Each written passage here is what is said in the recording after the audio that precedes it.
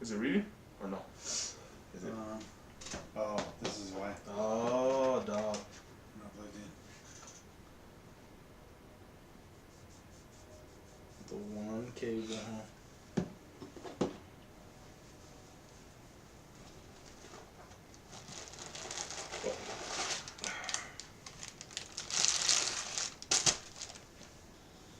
There he goes. There he goes, right? Yeah. Bueno. Yep.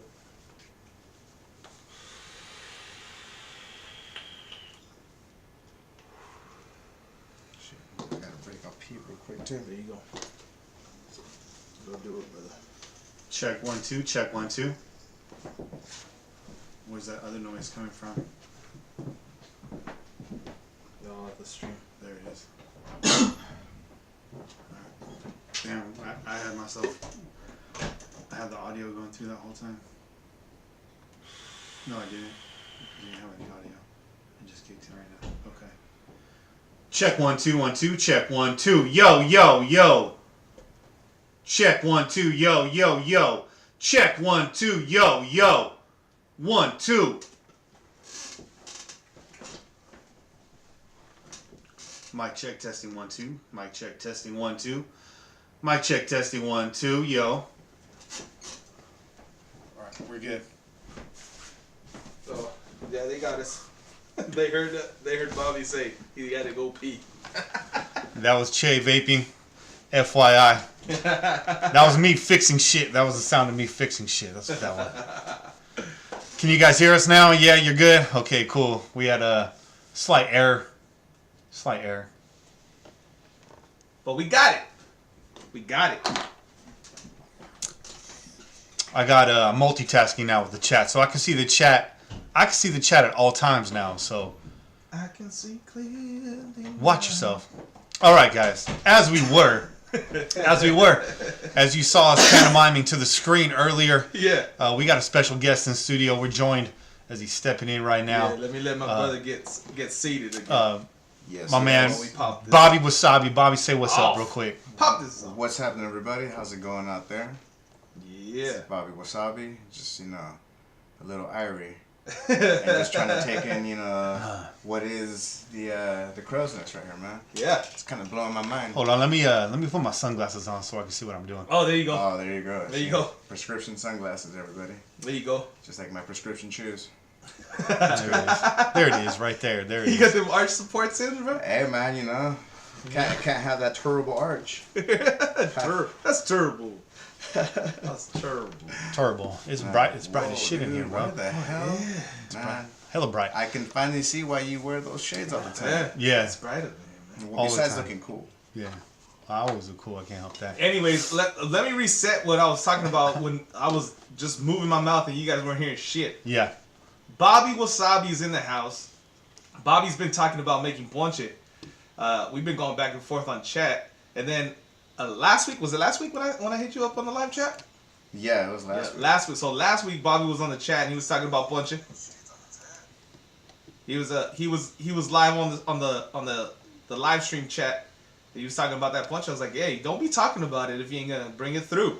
Well, it was the break time, and I believe Kenny said, talk amongst yourselves. Right. Yeah. That's talk, right. Talk to Che, and I was like, all right, cool, we're over there just, everyone's shooting the breeze, and I was like, Che just being a little quiet, so I was like, let me kind of bring him into the conversation. There you right go. here. There you go. And one of the normal things that everybody has around the holidays is ponche. Yeah.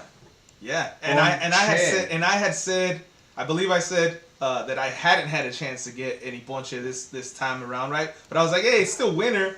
Ponche is not necessarily a Christmas or a New Year's thing. Right. It's just a winter thing. Right. We just like to really throw it down during Christmas or New Year. So I hadn't had a chance to have any. But thanks to Bobby, all that's changed now. Because that's what we got in these mugs right here. Speaking of throw it down, you guys ready to throw down another fat episode Yeah. of the Pillaging Podcast? Let's throw it down. All right. And we're going to come back to that because it's not just chelas this week. No, it's not. It's not. You all right? Ready? Let's do it, bro. Do it.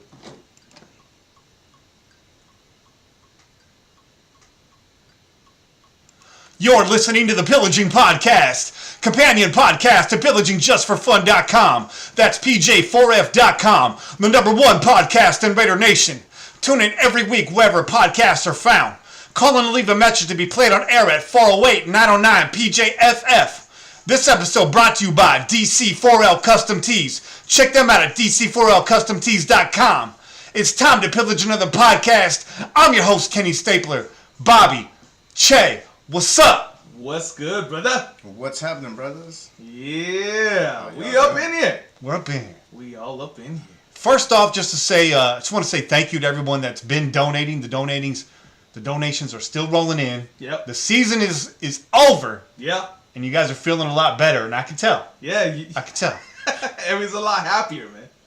Let me go ahead and break them off some.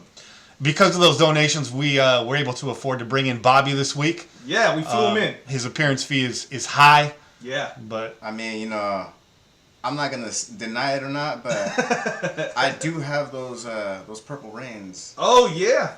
Sitting in the green room. Yeah, we had to pay extra for those, so he didn't bring them with him. Yeah.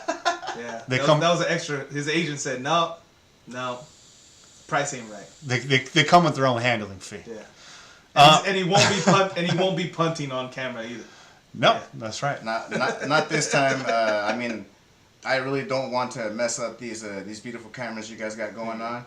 I mean, I seriously love how the whole new setup is set up, and it's good, man. I mean, I can't do everybody like that and start freaking everybody out with my chicken legs. There you go. There you go. Terrible legs. There you go. Plus, we didn't have the insurance to cover his hamstrings, so Policy wasn't there for that. That's right, man. Dude, this punch is making me warm, bro. Oh, it's very warm in here. We're gonna get to the punch. We're gonna reset that for those not on the live stream. If you're not on the live stream yet, if you're at least checking it out, I know you want it. I know you have your routine with your podcast, and you're like, maybe you don't want to spoil your Monday morning, and I feel you. I'm the same way. Yep. I don't listen to a lot of shows live, but please check us out. At least come in for like the soft intro, because it's different. You're going to get a little bonus content. Mm-hmm. You don't have to stay for the whole thing. No. You can catch the rest in the car tomorrow. That's the beautiful part. Just check it out. Check it out. Exactly. Because that's actually how I met a lot of folks. There you go. A lot of folks that way, just, how you folks said, talk amongst yourselves. So it's like, hey, so what's going on here, this and that, and blah, blah, blah. And especially how, we might be going to New York next year. So Bobby's coming with? I'm thinking of doing it, man. That's crushing my cans, and we need a squad. Gonna make it happen. He's crushing cans. I like it. Hey, I like it, bro. You got whatever gets me out there, dude. You gotta do what you gotta do, dog. I recycle every week, bro. Every week. We want to point you guys to DC4LCustomTees.com. A couple of people hit me up. They asked, where's the merchandise? It's not up right now. Right. Talked to Dan this weekend. He's actually doing some reorganizing on the site. He's trimming some of the fat. He's going to give us our own page. You should see ya boys up there on a front page banner pretty soon. So check back in with them next week. All the gear is going to be back. All right? Tell a friend, but let's be discreet about it, folks. For reasons I don't want to talk about. Just be discreet about the merch. Yeah. Just be discreet. Yeah. Don't tell a lot of people. It's one of those smiley winky face things about it. Yeah. If you're gonna tell somebody, tell them in person. Tell them in person. Keep it real covert. You know what I'm saying? It's like make sure no one's got a camera phone on you when you're saying it either. It's like a speakeasy podcast, which goes back to my original point of why you should join the live stream. Because listening to the live stream in your cubicle is cool, on your forklift is cool, in your car is cool. But listening to it at home, con chela. Oh yeah, it's something completely different. Yeah, you can't drink a chela on your way to work. Well, or on the forklift. I'm not doubting that some of you can. Yeah, I'm just saying you probably shouldn't, and it's not wise for you to do so. Right. But who am I to judge?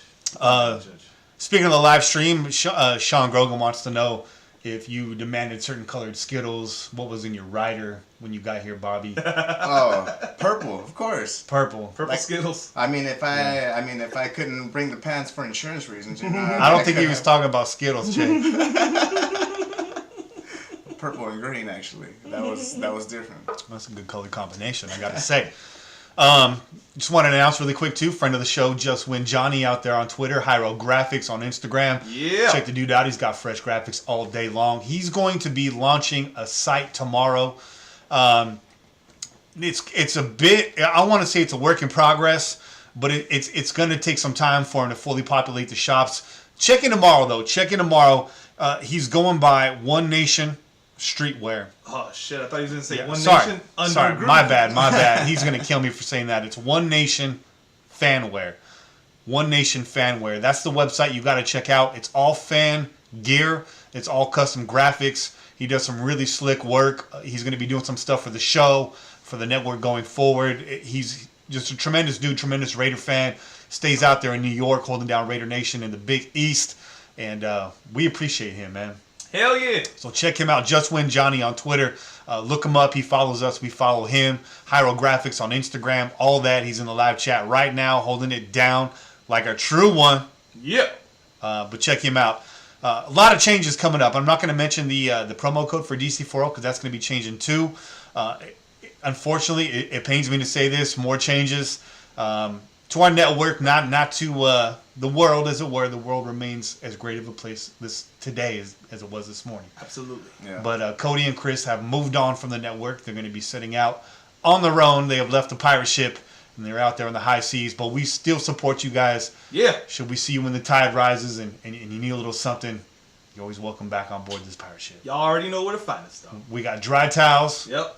That may or may not have smallpox. And we got big barrels of rum for you. Oh, lots of it. And your lovely ladies. And as long as we have Bobby around, we'll be set on the ponche too. The ponche, some warm drinks. Because it gets cold out there on the seas, cold. boys. That's right. But we wish you guys the best of luck. You became great friends during the short time you were with us. And I feel like that sticks. So we support y'all. You guys are doing it. You guys are doing it big. That's right, though. Yes, talk about it, man. It's time for it's time for everybody's favorite segment. Is that right? Oh man, I think so. It's time for Chelas con Che. I'm floating in the beer. Bobby, you're floating, bro. What are we drinking? Swim this in week, it, bro. Swim in it. Oh, today I got this. So, I don't even know how long ago it's been that I announced the Founders 15 pack. Right, the beautiful find that I got at Grocery Outlet. I surely don't remember that. Okay, so I was talking about that 15 pack because who's gonna say no to 3 extra beers, dog, right? Well, I took a little drive over to Grocery Outlet again, and it just so happened that they decided to release another beer in a 15 pack. Is that right? Wow. That's right. So I got this beautiful. Look at it's angelic. No joke. It's angelic. See the angels? Tells you this beer's from heaven. But those of you guys looking at the live stream, you guys can't see this fucking beer because it's green. So let me hold it in front of me. It looks cold. It's green right now, but so it's blending into the background. That's all right. Founders Centennial IPA. Okay, it's a Centennial IPA, meant for the ages. All right, so we got this beautiful beer. I'm drinking it. We got a few more in the fridge. Yeah. And your boy. There's a handful in there. We'll be partaking in all these chelas together. Because after the break. What I'm drinking right now is this beautiful ponche. Oh yeah, the beautiful ponche. That's right. That's right. Yeah, the beautiful ponche. It's a double-fisted chelas con che. Mm-hmm. Not just chelas. Chelas con más. Let me get chelas con algo más. Yeah. Founders, I need a sponsor. So Bobby, for our listeners that may not be hip to what ponche is, can you just clue them in? What's ponche? What time of year does it come around? What goes in it? What makes this ponche special? And why did you bring it to us? Ponche basically is, as Che was saying, it's a winter thing, you know. Like normally the time you see it is around the holidays, and it's a comfort drink. It is, man. It just warms the soul. Oh yeah. There's no better way of saying it. It just warms the soul, and what it has in it, it's basically like a giant tea. Okay. All this stuff gets kind of just chucked in there. It's like a big old punch. Yes. Yeah. You know how you go to like the mall, and you go to Tivana. Yeah. And you get that expensive ass tea that like they mix all these fucking fruits and shit in it, and, and you're paying like $15 fucking a pound for that shit. Well, I don't do that, but I see other momos. Right. Other people do that, right? What I'm saying all this to say that we were doing that a long time ago, dog. Ponche is the evidence that we've been doing this. Ponche is the essence. And you don't even have to pay for it. All you gotta know somebody's tia, and you got it for free. And it's just like tamales, man. That's right. It's everybody does it. That's right. So whatever house you go to, you're always gonna leave with some tamales Right. and a little ponche, or or some whatchamacallit, some atole as well. But Atole. I'm not a big fan. Not a big fan of atole. but that's the thing about ponche is that you see atole, like you said. You Hey, if I want to drink cream of wheat, I'll tell you if I want to drink cream of wheat, all right? I'll tell you, bro. Hey, man, that's what happens, when you cold, you know? Yeah. You have to listen. warm up everything you can. You gotta understand, this is immigrant food, bro. Okay, Yeah. these are immigrant drinks and immigrant food. It's a way to get a whole meal all in one, bro. Like these are protein shakes before there was fucking protein shakes. Okay. Atole is like drinking a fleece lined jacket. It's very comforting, but something feels kind of wrong about it. No, hey, It's a fluffy drink, bro. hey, It's real fluffy, bro. if your mom saw you were a little skinny, bro, you best believe she was serving you up some fucking atole. Okay. That's that And it's corn. like, ay, mi mijo That's está bien that. flaco. That's that masa shake. And always doubled up. See, but the thing about Sticking your ass. the about the ponche is, see, where the atole, you gotta warm it up, and you have to do it right, or else it just starts to burn. Oh, Starts to stick yeah. at the bottom. Yeah. Yeah. See, the ponche, you can enjoy it both when it's freshly made, nice and right. boiling hot, That's right. and how we're enjoying it, as they say, con el piquete. Yeah. They put a little shot in there, Right. It's a little and shot. that just warms you up that much more. Yeah. Or, you could enjoy it ice cold. And a lot of people frown upon that. I like putting some ice cubes in it and just, bam, just drink it up like that on a nice warm day. Right. Oh yeah. Right. I mean, Oh, but yeah. that's just me though. Yeah. Hey, It's delicious. it's all delicious. However you have it. Put some ice cubes in it. You warm it up. We just warmed this bitch up in the microwave. That's it. I ain't mad at it. I ain't mad. No. I ain't mad one bit. Bobby brought it warm, but he had a drive. He had a little drive. I mean, and not only that, I got all those curves to be careful about. So He was trying not to spill that shit. I had to be careful. Well, not only that, just getting in the damn car to begin with. I was like, man, I don't want just to lose it just on the damn first stop. Right. Just spill like half of it and then just come here with nothing but just a bunch of pulp and stuff. Be careful on them curves. Oh yeah. You need to slow this motherfucker down. Slow this motherfucker down. You know? And maybe spill yak. You almost made me spill yak on this $100 suit. You need to Get it together. Yes. motherfucker. So All right. Here it is for y'all. I hope y'all enjoy it. Oh yeah, no, it's a beautiful. It's thing, delicious. man. It's delicious. Beautiful thing. I'm Yeah, it's feeling very good. I'm feeling that shot, man. Oh, honestly. yeah. I don't know about y'all, but I'm feeling great. We're doing good. Yeah. Feeling great. Feeling good. How are you? It's excellent. You know what I'm feeling like? Oh yeah. I'm feeling like some draft picks. That's right. Raiders draft picks now set at number 4, number 24, courtesy of the Mac trade, and number 27, courtesy of the Amari Cooper trade. It's all set in stone, boys. 3 picks, 1 at the top, 2 close together at the back of the first round. There's a lot of different ways we can go with that. Mm-hmm. We're not going to start talking about that right now, but we are going to start talking about that on this episode. We got Austin Gayle from PFF, Pro Football Focus, joining us shortly, and we're going to break some of that down for you. I know you guys are going to probably go to the moon with all of your draft conspiracies and theories and choices and how we're going to trade this guy for that, but we're going to debunk for some of that for you guys today as well. That's what we do, right? That's what we do. That's what we do. The Raider Nation, it's got all the conspiracies. Got all the conspiracies. I mean, you gotta get Rusty Shackelford sometimes, That way you can shake out the real conspiracists. And, be like, all right, cool, not that one. Keep it going. Flat Earth? Flat Earth anymore? Oh, Nah, count me out, bro. hell no. You can count me out. Man. Yeah. All right, well, let's keep it moving. The Raiders are still homeless in the Bay Area. I seen them out there shaking their cup just a couple days ago. Now, they got options. They got a lot of options. As a matter of fact, we heard what some of those options are this week. Those options continue to change, but right now, where they stand is sharing a stadium with the San Francisco Giants, the Santa Clara 49ers, the San Diego. The San Diego. The San Diego. San Diego. San Diegans. San Diegans. San Diego. And the Arizona Cardinals. Those are your options right now. That's what's being talked about. Of course, we see this list change almost day to day at this point. Yep. It's anybody's guess as to where the Raiders play next year, but I still feel like the highest odds remain with the Raiders returning to Oakland for one more year. This is true. You got to think that Mark Davis is going to swallow his pride, pony up the money, save some money on the back end without having to move twice, and give a very large chunk of this nation what they want. He spoke about that. He spoke about that prior to the lawsuit even being in place. Yeah. He even said, you know what? It might sound stupid. It's a really bad business decision to fork over this money that they're probably going to use in a lawsuit against me. Yeah. Right. He's all, but I find it difficult to not give these fans what they want. So we're really hoping you follow through with those words, dog. We really do, because we really want another season in Oakland, man. No offense to those people outside the Bay Area, those that maybe live close to Vegas or just way outside. For all of you guys, I know that moves. It's not a big deal, but for us, it's a big effing deal. That's right. It's huge.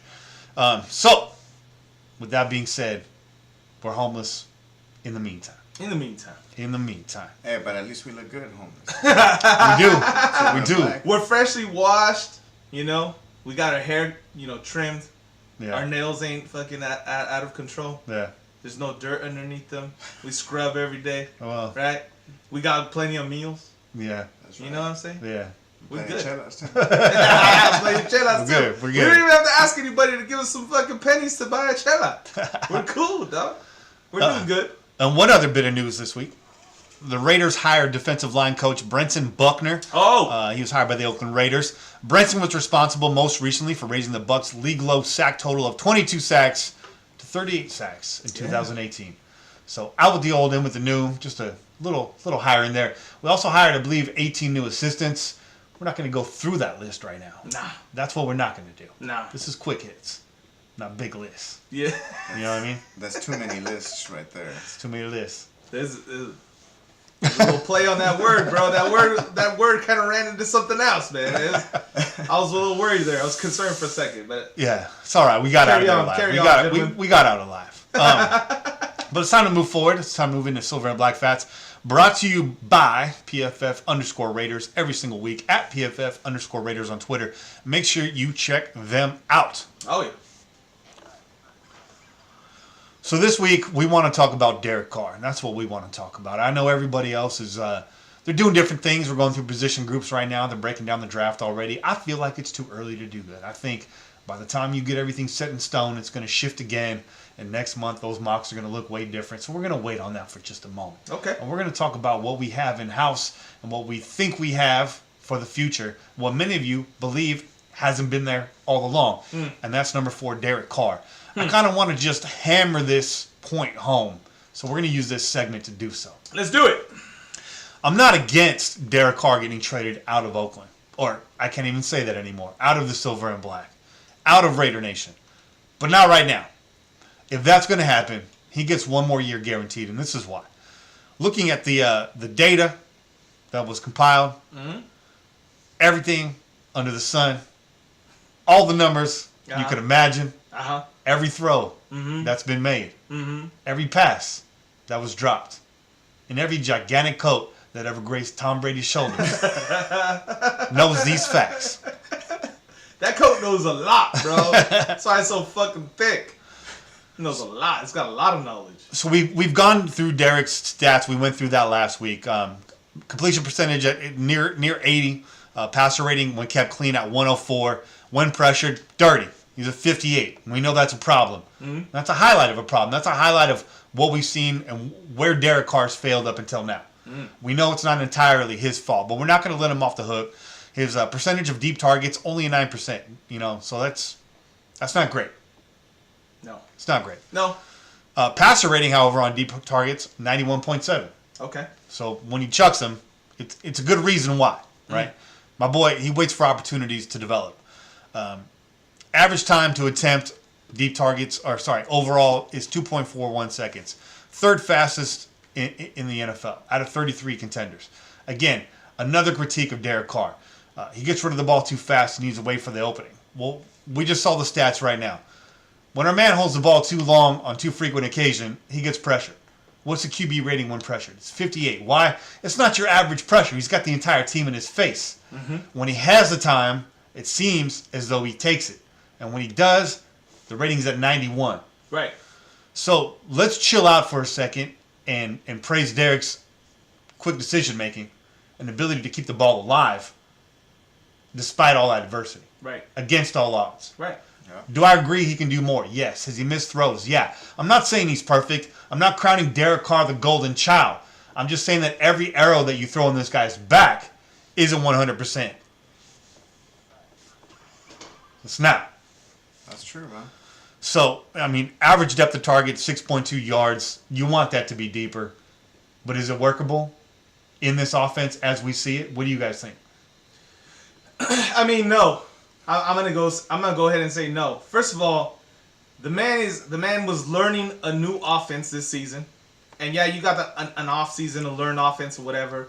But we all know that the minute that Gruden came in, the first thing he was talking about was like, we're not gonna have enough time to really implement the offense the way I want it.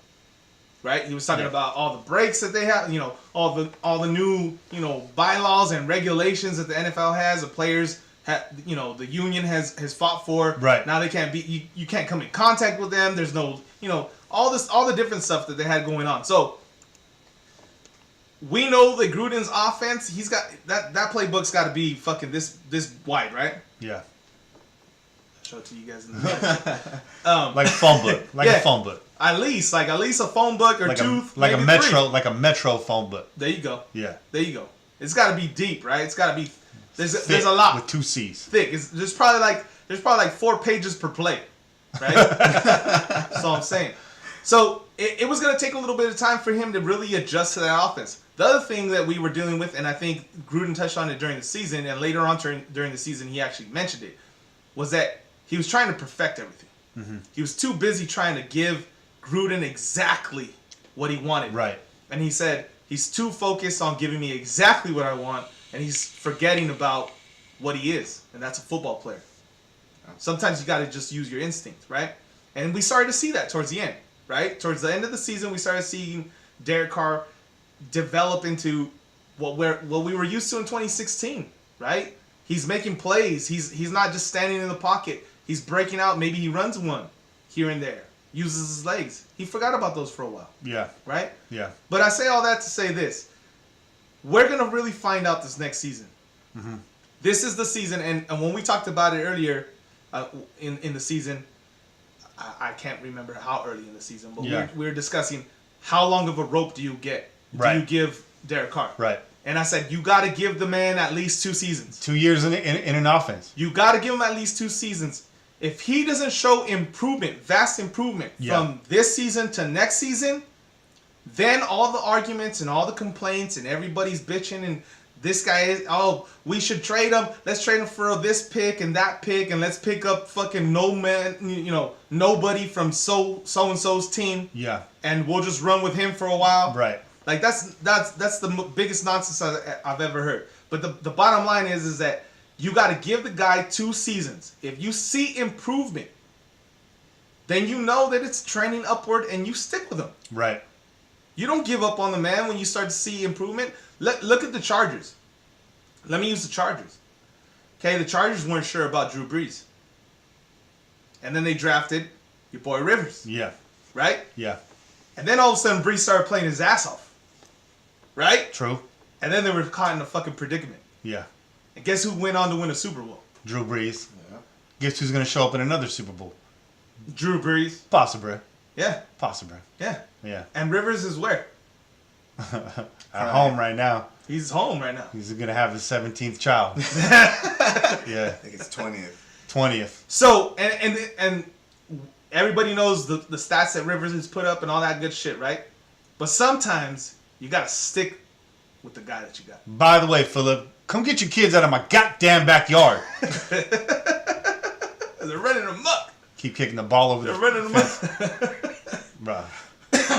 But yeah, man.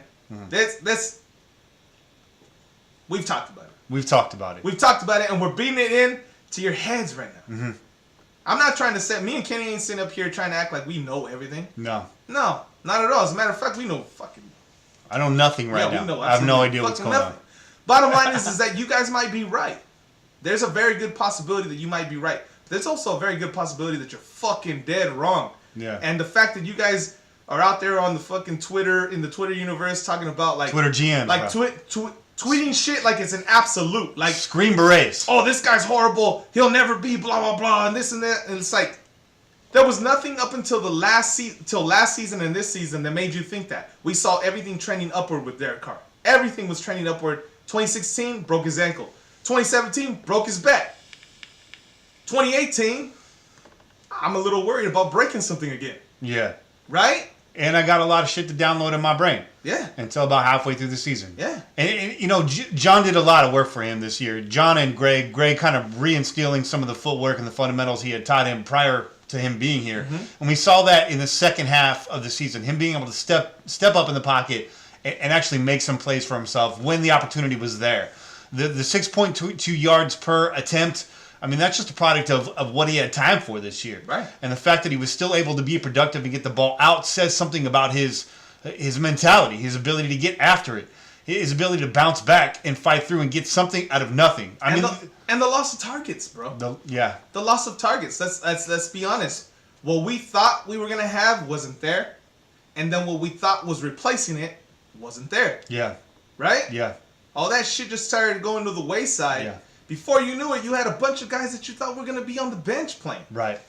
Wait till that wide receiver core gets restacked, and wait till Derek Carr gets that handle this offseason on the offense and the freedom to do what he wants with it during the regular season. And you're going to start to see this ball moved around a lot more, because we commented on that in a couple games. A couple of games where we won or where we showed out and still couldn't pull it out. Derek Carr had a good day. When Derek Carr had a good day this season, you saw receptions by 7+ receivers on the field. Absolutely. And so that's going to continue to be a trend. It was a trend in 2016. And I think going forward, when the weapons are there and the comfortability, the comfort level is there, Derek Carr will come back in this offense. I'm kind of where Raider-Roo is right now, looking at the live chat. He says he's not 100% on board with Carr. And I think that's a responsible take, given what you had. We're not drinking that much Kool-Aid, but he's also not that much against it as the other half of Raider Nation. He lays right in the middle. You got to give him one more year and go from there. And this is why. We're going to move forward now and tell you exactly why. Because we've beaten the shit out of this dead horse tonight. 2009 free agent quarterbacks. Here they are. Oh! Along with their 2018 PFF grade. Watch out now. Call it what you want. Ryan Fitzpatrick, 84.4. Okay, let's talk about Ryan. Quick minute. Is he a starting quarterback in this league? Absolutely not. Would you want him coming off your bench? Yeah. I'd like him coming off my bench as a backup, as long as I knew he was going to play more than 3-4 games in a row. Enough said. Sean Mannion. The fuck is that? Who? Teddy Bridgewater. Teddy Bridgewater, baby. Bridgewater's one of those guys that you wouldn't mind having on your bench, because there's potential there still, right? Obviously, he's battling back from injuries too. Is he a Derek Carr replacement, ready to go out the shop? No, not a replacement. I said bench. There it is then. I said bench. Exactly. Brock Osweiler. Come on. Matt Castle. Come on, Matt Castle. Is that doing it for you?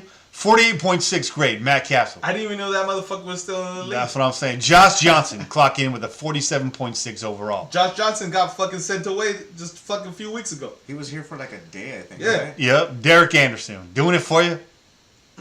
Josh McCown. You want him back? Tyrod Taylor. My bad. Tyrod Taylor. Nah. You want him back? Nah, since he can have him. Yeah, there you go. Since he can have him. Hugh Jackson, you can have whatever you like. Yeah, so, I mean, that's just a free agent class. We're going to get into the draft in a second. We've come to the end here. But in free agency, I need to hear you guys say it. Is there a replacement for Derek Carr currently in free agency at the moment? No. Negative. There it is right there. Is there a guy in this league that you think we have the stock, the equity to trade for that you would replace Derek Carr with? Absolutely not. Hell no. Well, all right then. With that being said, let's get out of here for a quick minute. We're gonna bring Austin Gayle in here, and he's gonna let you know why Derek Carr should stay with the Oakland Raiders. Oh yeah, because we're gonna beat this horse a little bit more. That's right. Now we're gonna talk about a whole lot more with Austin Gayle, including the 2-minute drill. So stay tuned. We'll see you guys on the other side. We out here. Peace. Go Raiders.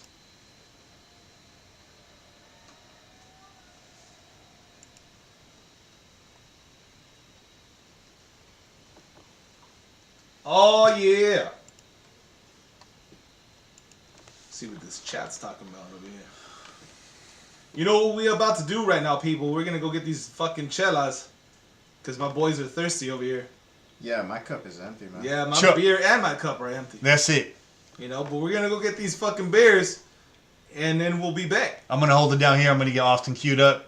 I'll take your cup and I'll refill your punch. I appreciate you, bro. You already know, dog. All right, we'll be back, Pete. Oh yeah. Exit stage left.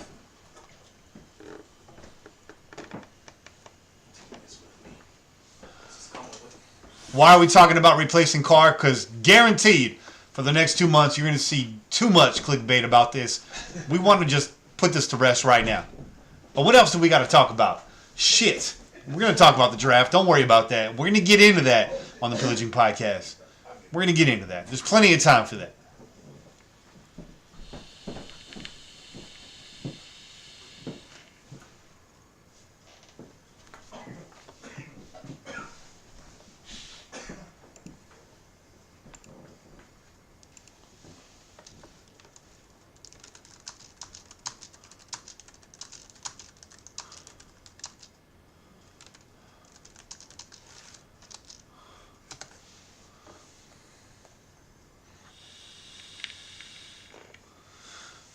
Look over here at you guys for a little bit. What's up, Sean?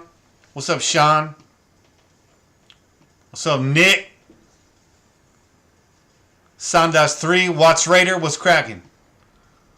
Y'all need to, while we're on this break right now, what I need you guys to do that are watching this, whether it's on the playback or live, go subscribe to Watts Raider right now. Go over there and click on that little red button and subscribe to Watts Raider. We don't got a lot of subscriptions on our account. We don't subscribe to a lot of other channels. We got Watts Raider in the mix for sure. For sure. Raider Rule, what's up? Raider Rule was the tailgate MVP this year. That's it. Bobby Wasabi's a tailgate Hall of Famer. You already know. Brit's in the building. What's cracking, Brit? Lizette Romero, what's happening? And of course, my sister from another mister, scintillatingly intellectual, Angry at Trask. What's cracking, Dr. No? Dr. No, I know who that is. What's your alias there? Who are you really? I know you're not Dr. No. I know you as somebody else. Who is that?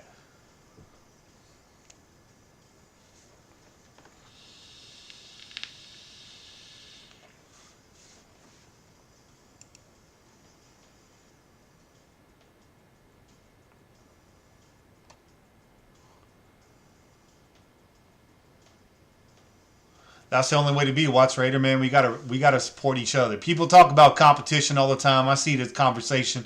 There's enough time in the day to watch and listen to as much Raiders media and content that you can possibly digest. Why hate on each other? We should all come up together. What's up, Juice? The big homie Juice. The Juice is due for an in-studio appearance here pretty soon. Oh yes, the good doc, of course. Are you really a doctor, bro?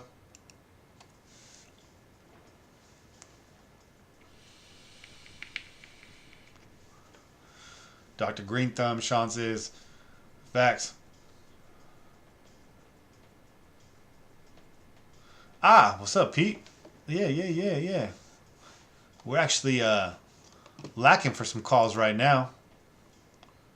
Matter of fact, I got to check out a couple of these calls real quick, y'all.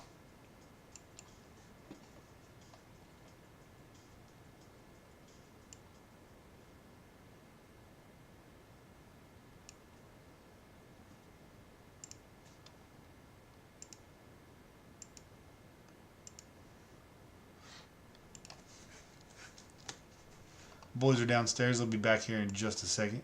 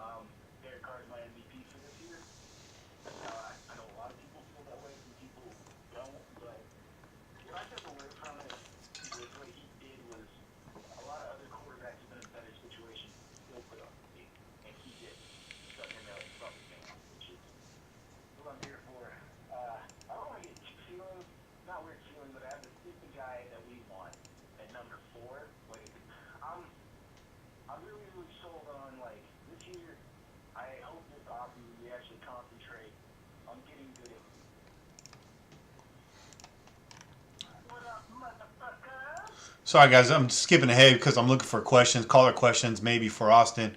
What up, man? This is Kamona Raider. Street name alcoholics, motherfucker. Hey, just calling to say what's up. Who else is fucking riding with me? Who's happy and shit? Go to bed. What? All right, looks like there's no caller questions this week so far. If you guys have questions for Austin, put them up in the chat right now. That'd be cool. You can put them up in the chat.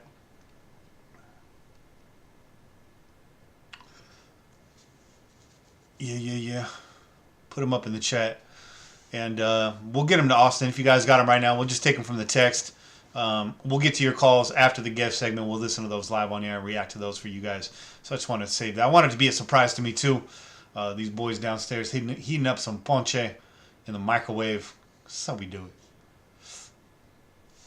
And looks like Austin's about ready to go. So we'll be calling him very shortly.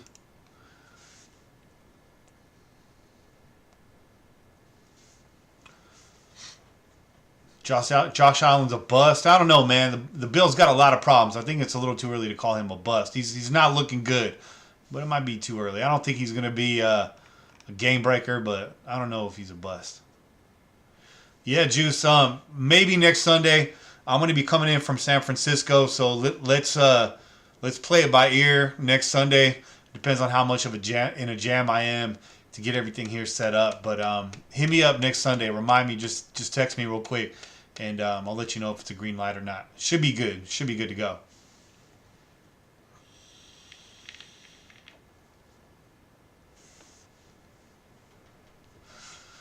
The good doc, man. It was good meeting you, bro. You and your friends. It was cool. It was cool. The tailgate was special this year. The whole year. Definitely cool.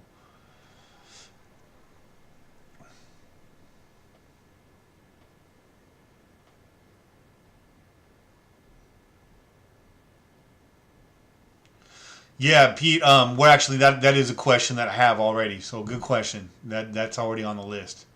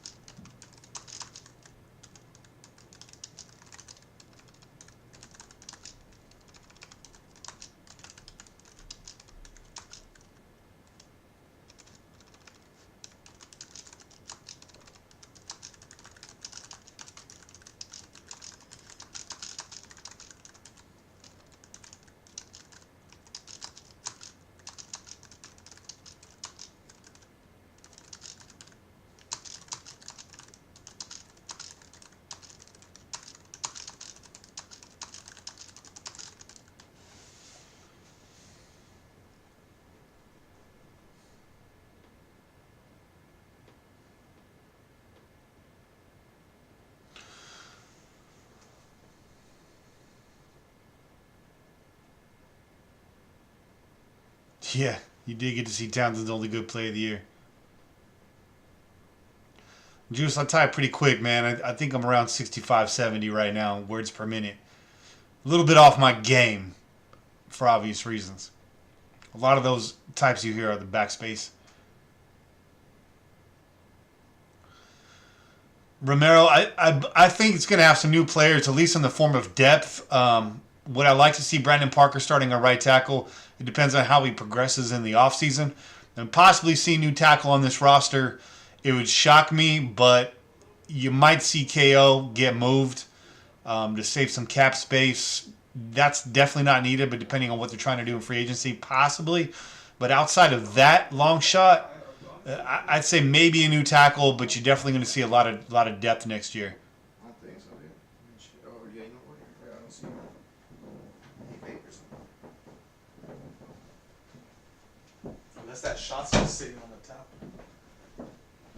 You know what? I think that's what it was initially. Oh, man. Thank you. MVP. Oh, drop that cello over there. Oh, shit. Chill out, drop it. You already know, bro. Dude, that was hilarious.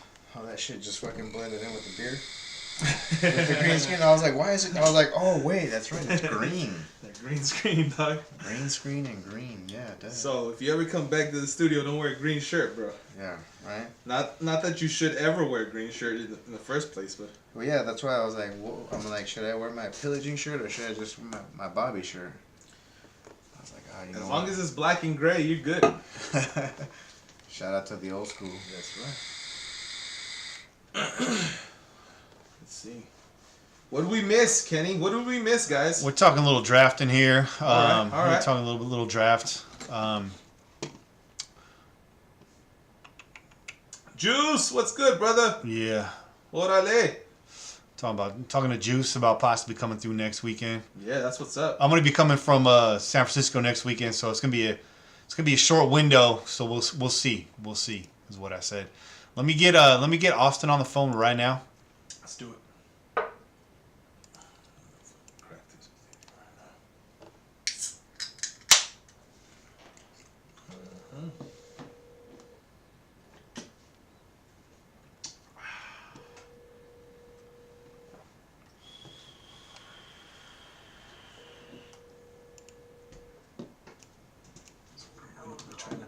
Austin, how you doing, brother? It's Kenny. So just fucking, like, hit it Doing right pretty now. well. Doing pretty well. We're about ready to jump back into it. Is this a good time for you? All right, cool. Give me 1 second here.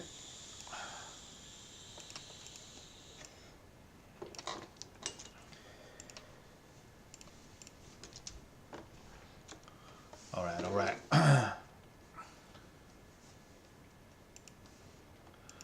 All right, and we're back. And joining this week is Austin Gayle from Pro Football Focus. Austin, welcome back to the show, man. It's been a while. Really quick, just so the people know where they can follow you, where they can read your stuff at, and where they can find you. Yeah, go ahead and follow me on Twitter at PFF_AustinGayle. That's AustinGayle. And go to ProFootballFocus.com. A lot of content coming out there. Good stuff this week on Pro Bowl.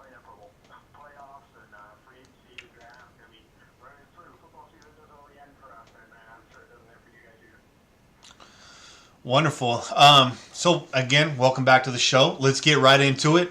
It's an exciting time of year for football fans whose teams are not in the playoffs, even still, because as you know, the NFL is a year-round sport these days. You got the NFL draft and free agency right here on the horizon, Austin. So let's talk about it a little bit. As you know, the Raiders have holes at many positions and a lack of depth seemingly across the board.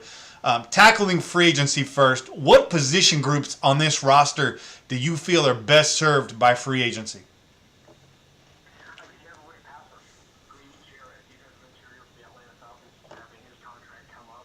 Trey Flowers, who finished as a top 5 edge defender from Pro Football Focus's grades, will be a free agent if not re-signed by the Patriots. You look at DeMarcus Lawrence for the Dallas Cowboys, Davion Clowney, Houston Texans, Brandon Graham, Philadelphia Eagles. There is a lot of pass rushing talent that's going to be hitting free agent waters if left unsigned, and that being position Ezekiel Ansah.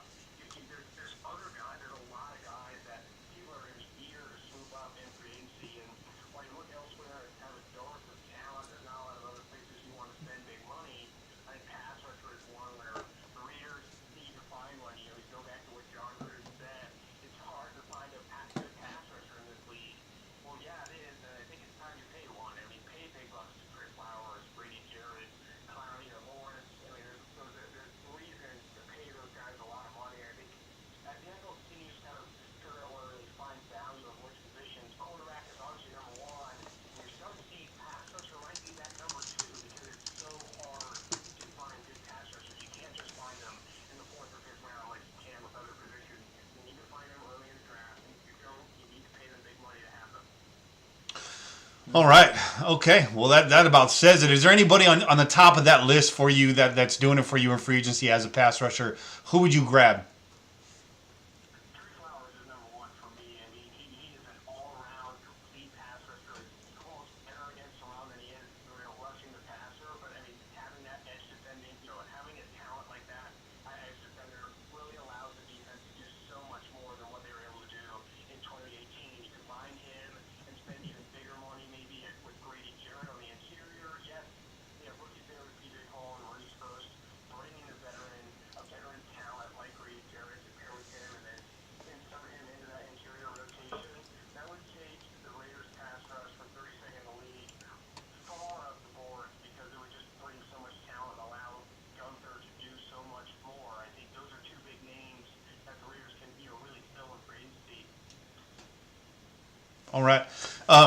So, Austin, I know this is kind of a dead horse at this point, but there's still people talking about it. And with free agency out there and the draft right around the corner, the trade whirlwinds start to pick up. I know the Raiders were game changers of this year. They kept the in-season trades going, as it were, around the league. Yep. Sort of trendsetters in that regard. But here we are now in the offseason. Derek Carr is on many people's hot seats, not everyone's. But what's the likelihood that the Raiders actually trade Carr? And if they do, what's the backup plan there? I'm looking at the list of free agent quarterbacks right now, and I'm not seeing one myself. It's hard to speculate without being, in that locker room, in the building, and really getting an understanding of John Gruden's take away from me, honestly, in front of me. He loves Derek Carr, wants to win with Derek Carr. Pretty sure he said that about Khalil Mack too. I'm pretty sure he said that about Amari Cooper as well.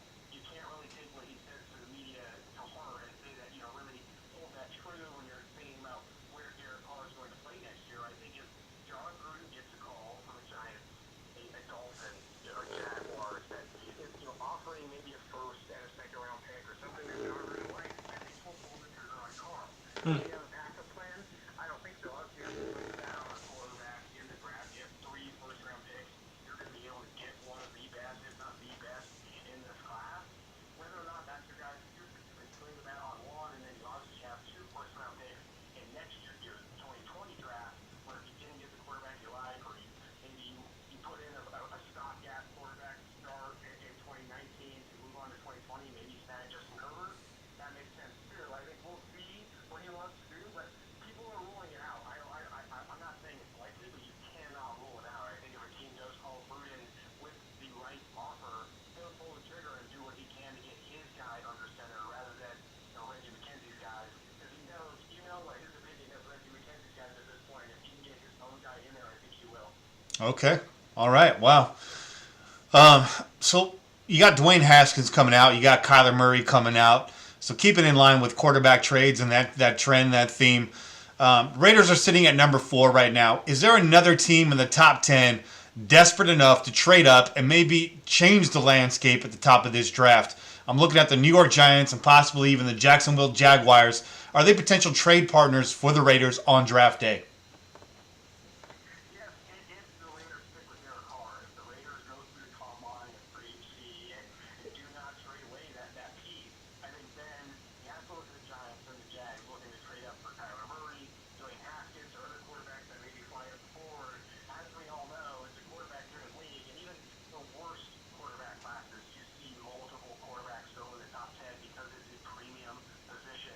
The best quarterback in the class is going to be better than the top 5 at many positions, guard, center, interior linebacker, because of how important it is. And I think trade up is always possible, and therefore trade down to the Raiders is always possible as well. It all depends on what they do with Derek Carr. I think that question mark is still left unanswered, and I think a lot of people want to say we're sticking with them, and the Raiders are going to keep moving forward with Derek Carr. Derek Carr is going to make the Vegas, but I really don't think it's as point blank as that. I really think Derek Carr's future is in question and will continue to be until this next draft. I think after if the Raiders go into the draft with Derek Carr under contract on the team, I do not see them taking a QB in this draft. However, if he does get traded, they're going to be after a quarterback in that top 10 slot. So really quick, last Derek Carr question. One of our listeners, Stackanova, he wants to know, how did Derek Carr's PFF grade under pressure compared to previous seasons? Did he improve? Did he regress? Did he stay about the same? Yeah, he improved compared to last year. Derek Carr's grade under pressure from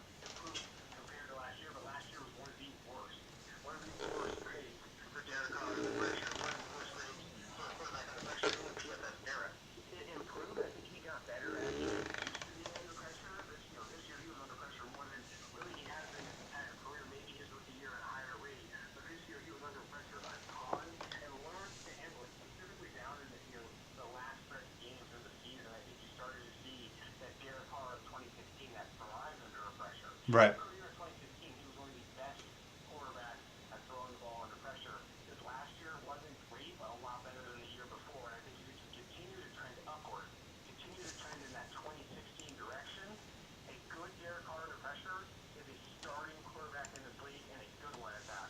Thank you. Thank you for finally putting that to bed, at least a little bit. I feel a little bit better about that. Do you guys? Yeah, All right. definitely. All right. Well, let's keep it moving. Let's stay on the draft. A big part of Derek Carr's success, as we just pointed out, is his offensive lineman. That hasn't gone his way the last couple years. This year, obviously, you got 2 rookie bookends struggling to make things work out there, plus a host of other problems.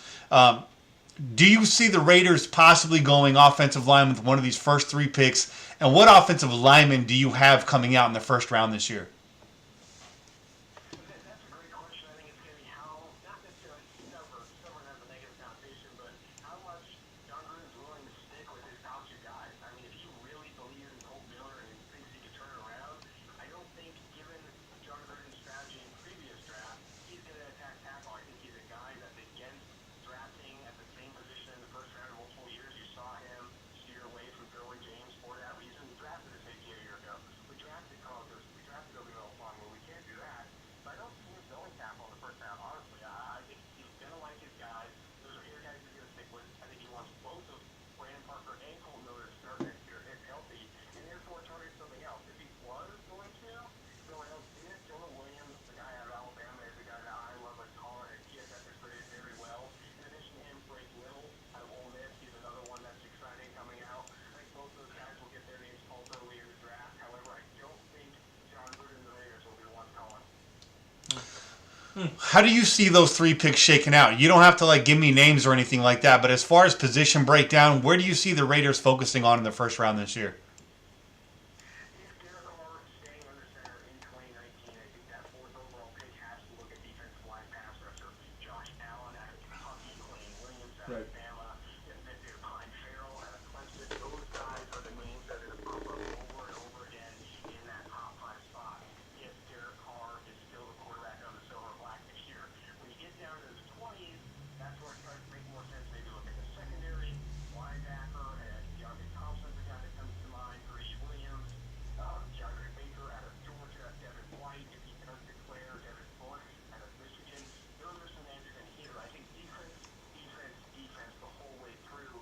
Though there is offensive talent at the top end of this draft, how little talent the Raiders have on the defensive end, it is unbelievable, really. It's something they need to drastically improve. All the linebackers really struggled last year. Secondary, outside of really Garyon Conley, is really lacks talent. It's all on a one-year deal. Marcus Gilchrist, Leon Hall, Rashad Melvin, Joe Worley, all of those guys are free agents if they are left outside. So they're going to have some talent for long-term answers in the secondary. And I think that starts in the draft.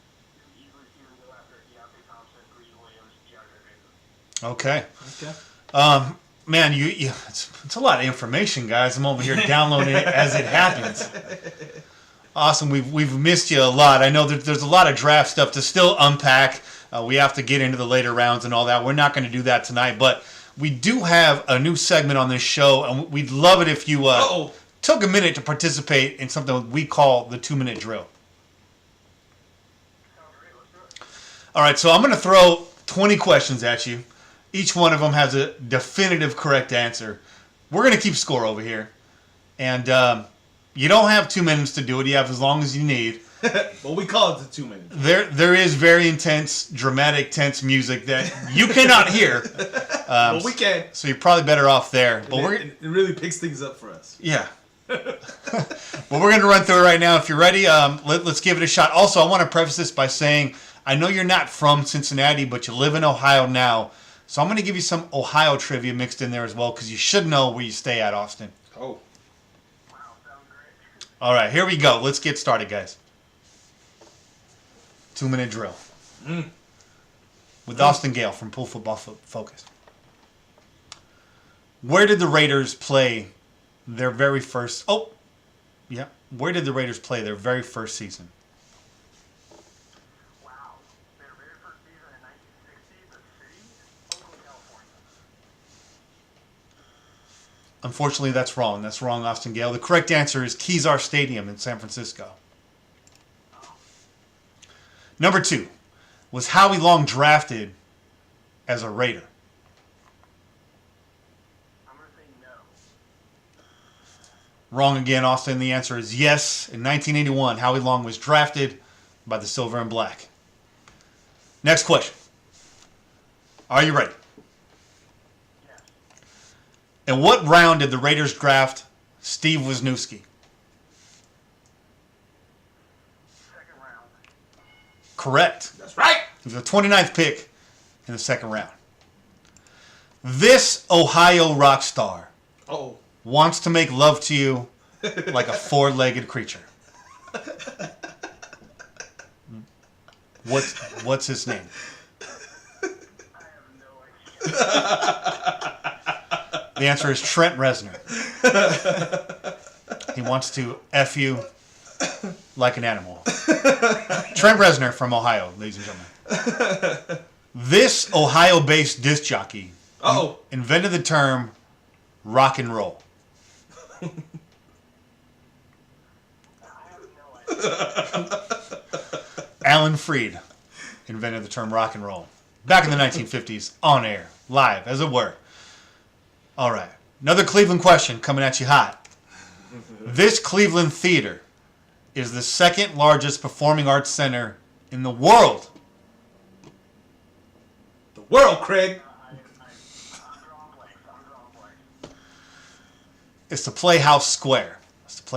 Large place, apparently. Large place. I think he can't hear the music. It's making him nervous. It's making me nervous. All right, here's a good one for you. You got to know this one, Austin.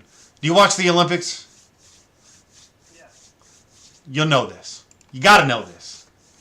How many meters is a lap in an official Olympic swimming pool? How many meters? I'm going to say 100. Yeah. Correct. That's right. That is correct. There's 100 meters in one lap in an official Olympic swimming pool. What is the fear of the color silver? Oh. What is the fear Oh. of the color silver known as? Oh.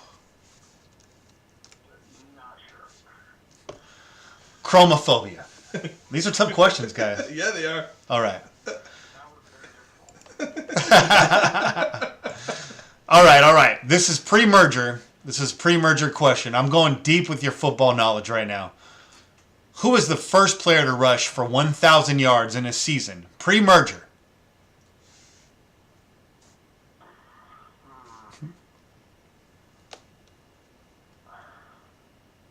That is not sure. I don't know. That's Beatty Feathers. That's right. Who Baby knows feathers. that, dog? Who knows that? You never know, man. This is the gauntlet, bro. I'm telling you. You just made the most difficult question show on the planet. I'm not making it easy for anybody. Austin, you got this one. I know you do. What player led the NFL with 27 rushing touchdowns in 2003? LT? It's Priest Holmes. Oh, shit. Lit it up for fantasy football that year. My first year in fantasy football, I did not have Priest Holmes. Yeah, you got that right. You did it. So I did not have Priest Holmes. Who was the first professional quarterback to pass for 5,000 yards in a single season? This is a good question. This is modern era, relatively. Yeah. I will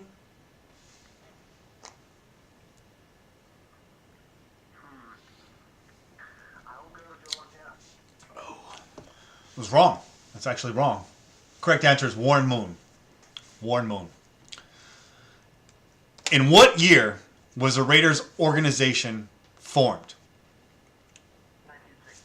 There you go. Correct. There you go. He Back gets- on the board. The ones that count. Back on the board. Those are the ones that matter anyways, man. How many passes did Brett Favre attempt as an Atlanta Falcon? Oh, shit. 0. Oh. The correct answer is on his jersey. It is 4. Oh. Correct answer is 4. I see what you did there. In 2005, this Raider led the team in tackles with 116. In 2005, he was a tackling machine. That's a big hint. That's a big hint.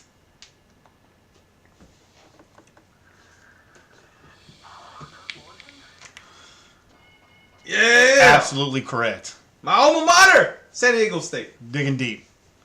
This prolific bassist played for soul and funk legends James Brown Oh. and George Clinton. And he hails from Ohio. Yep. And his name is... I have no idea. What's his name, Che? Motherfucking Bootsy. Oh, baby. That's right, mama. All right, we're almost to the end here, guy. We're almost to the end. When Forrest Gump was in the Army, what sport was he good at? Oh, shit. That's right. This is- That's right. That's correct. Absolutely. I'm going to give you the football one. That was his college years. You should get 2 points for that because he gave you 2 fucking sports. It's true. That's true. In 1976, the Raiders had a 13-1 regular season record en route to their first Super Bowl championship. Oh. To which team did the Oakland Raiders suffer their only defeat that season? I'm going to say Miami Dolphins. It's actually the New England Patriots. But it's the same division. It's the same division. Yeah. It's close. Just bonus points. I'm gonna give you one last question here. This is a true or false question.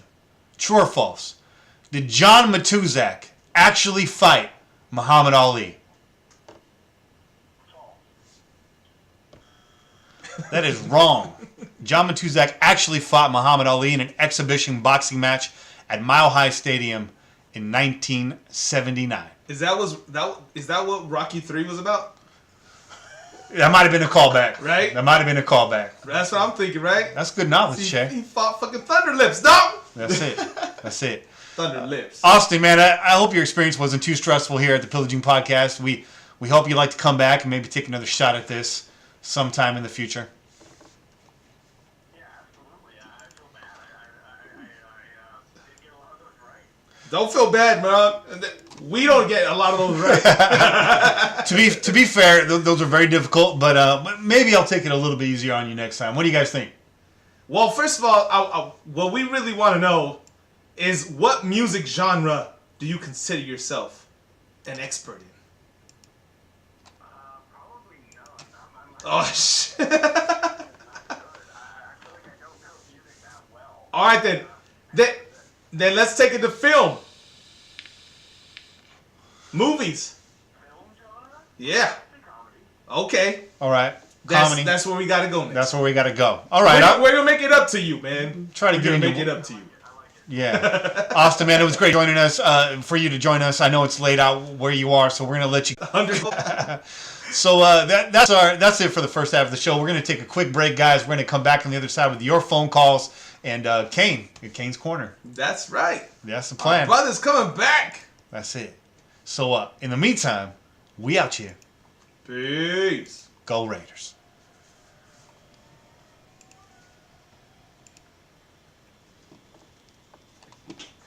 Oh, yeah. How many of you guys answered those questions to yourselves? Huh? How many of you guys answered those questions to yourselves? And how many of you guys think you got right without Kenny over here giving you the fucking answers? I counted about fucking 2. Dude, I was right next to Kenny and I could see the answers and I still got it wrong. I don't know how the hell I did that. The only one I knew for damn sure was that Bootsy. That's right. Yabba dabba doo, baby. Yeah, dude. Bootsy's the man, dude. Bootsy and fucking... Hey, isn't he, I think like, who was it? One of the Bay It was Areas. Alzado. Was it? I don't know why I have Matuzak in there. It wasn't even my question. It was Alzado that fought him? Yeah, it was Alzado that fought. Oh, him. so he wasn't correct. wrong. So did you keep score right there? I did. All right, I don't you gotta know give him what that number point. question was it. That's a minus point for me. Where was the number?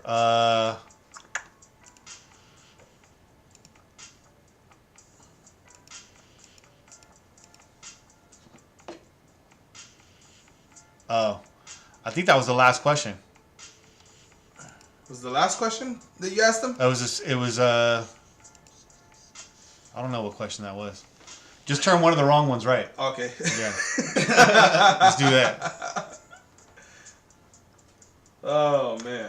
So that means he got 1, 2, 3, 4, 5, 6. He got 6. He got 6 correct. It's not bad. Damn, that's pretty good. He got 6 correct, bro. This is the hardest goddamn quiz show on fucking planet Earth right now. I think Jack Spurrier got 5. I think he set the bar initially as like. I think we gave him a bonus, right?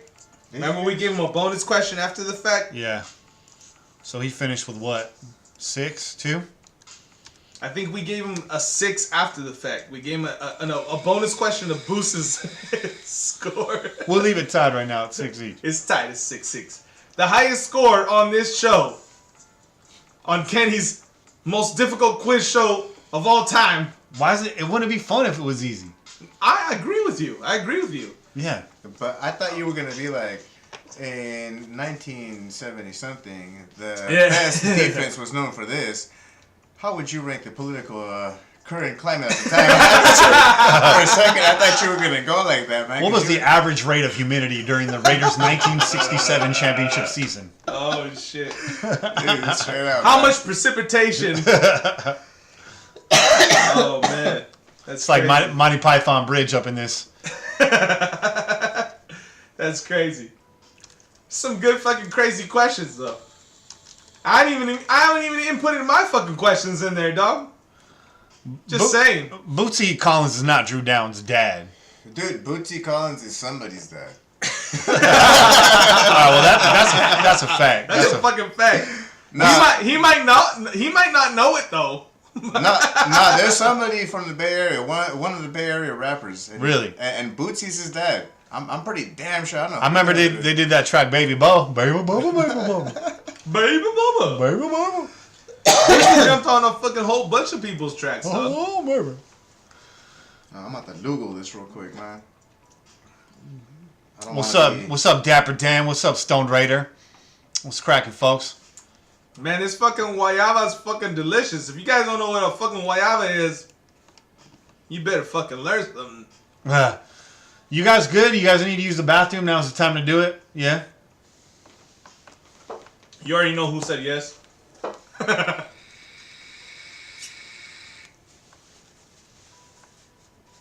I'll be back.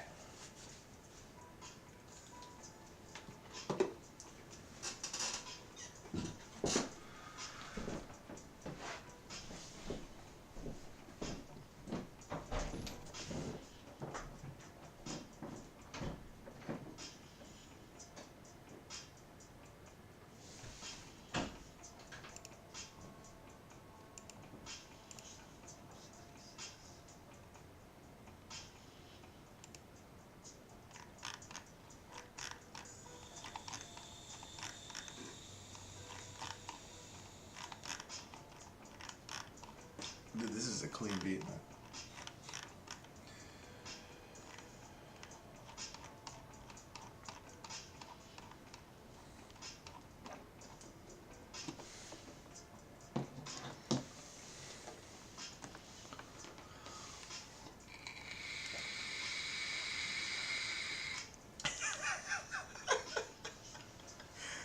Fucking coat.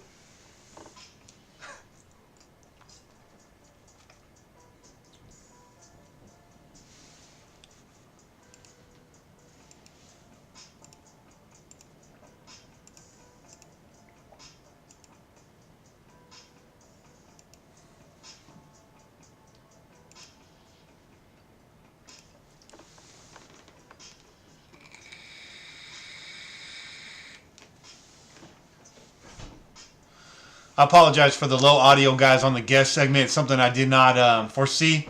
Not really sure it's coming out of the same interface as the mics. We'll work on that. Can you guys hear the mics all right?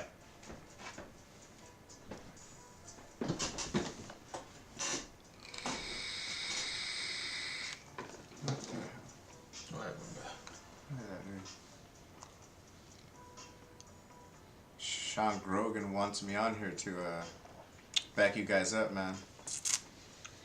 You're going to tell me barbecue chicken goes on pizza because it was Elvis Presley's favorite pizza. I almost freshly ate bacon, banana, peanut butter sandwiches. Yeah. And you're going to use him as a measuring stick for good taste. And he fucking died on the toilet, dog. He died pinching one off. He fell on the floor and choked on some shag carpeting. That's a terrible... That motherfucker had shag carpeting in his goddamn bathroom? So do I. That's right. That's how I'm going to die too. I see where you got the inspiration from. Though. All right, so the mics sound good, but the guest did not. I got to figure that out. I got to work on that, guys. That's something to work on. In the meantime, you guys ready to get back after it? You fucking right. All right, I got a bladder of steel over here. Okay. Nice. I say that now. I'll say that now. Speak to him in 5 seconds. Yeah. All right.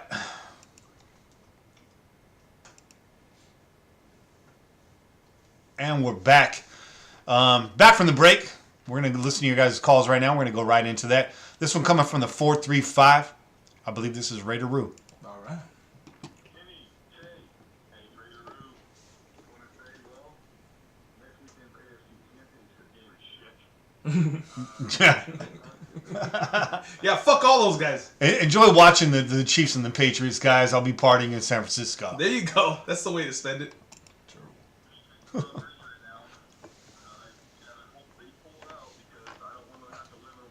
That's what she said.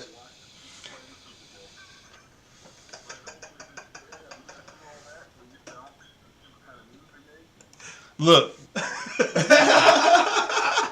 Look. Hold on a minute. You're either going to see the Chiefs or the Patriots in the Super Bowl. I hate to break it to you. Yeah. Just get used to that. You don't have to watch Super Bowl. You don't have to like it. Most people don't. But you're gonna watch it to fucking see one of those bitches fucking lose. Yeah. You're gonna watch it because you're gonna want to see one of them lose. I can't honestly remember the last Super Bowl I watched. I mean, I watched the Super Bowl last year, but I can't remember it. You know what I mean? I hear you. I hear you. You feel me? I feel you.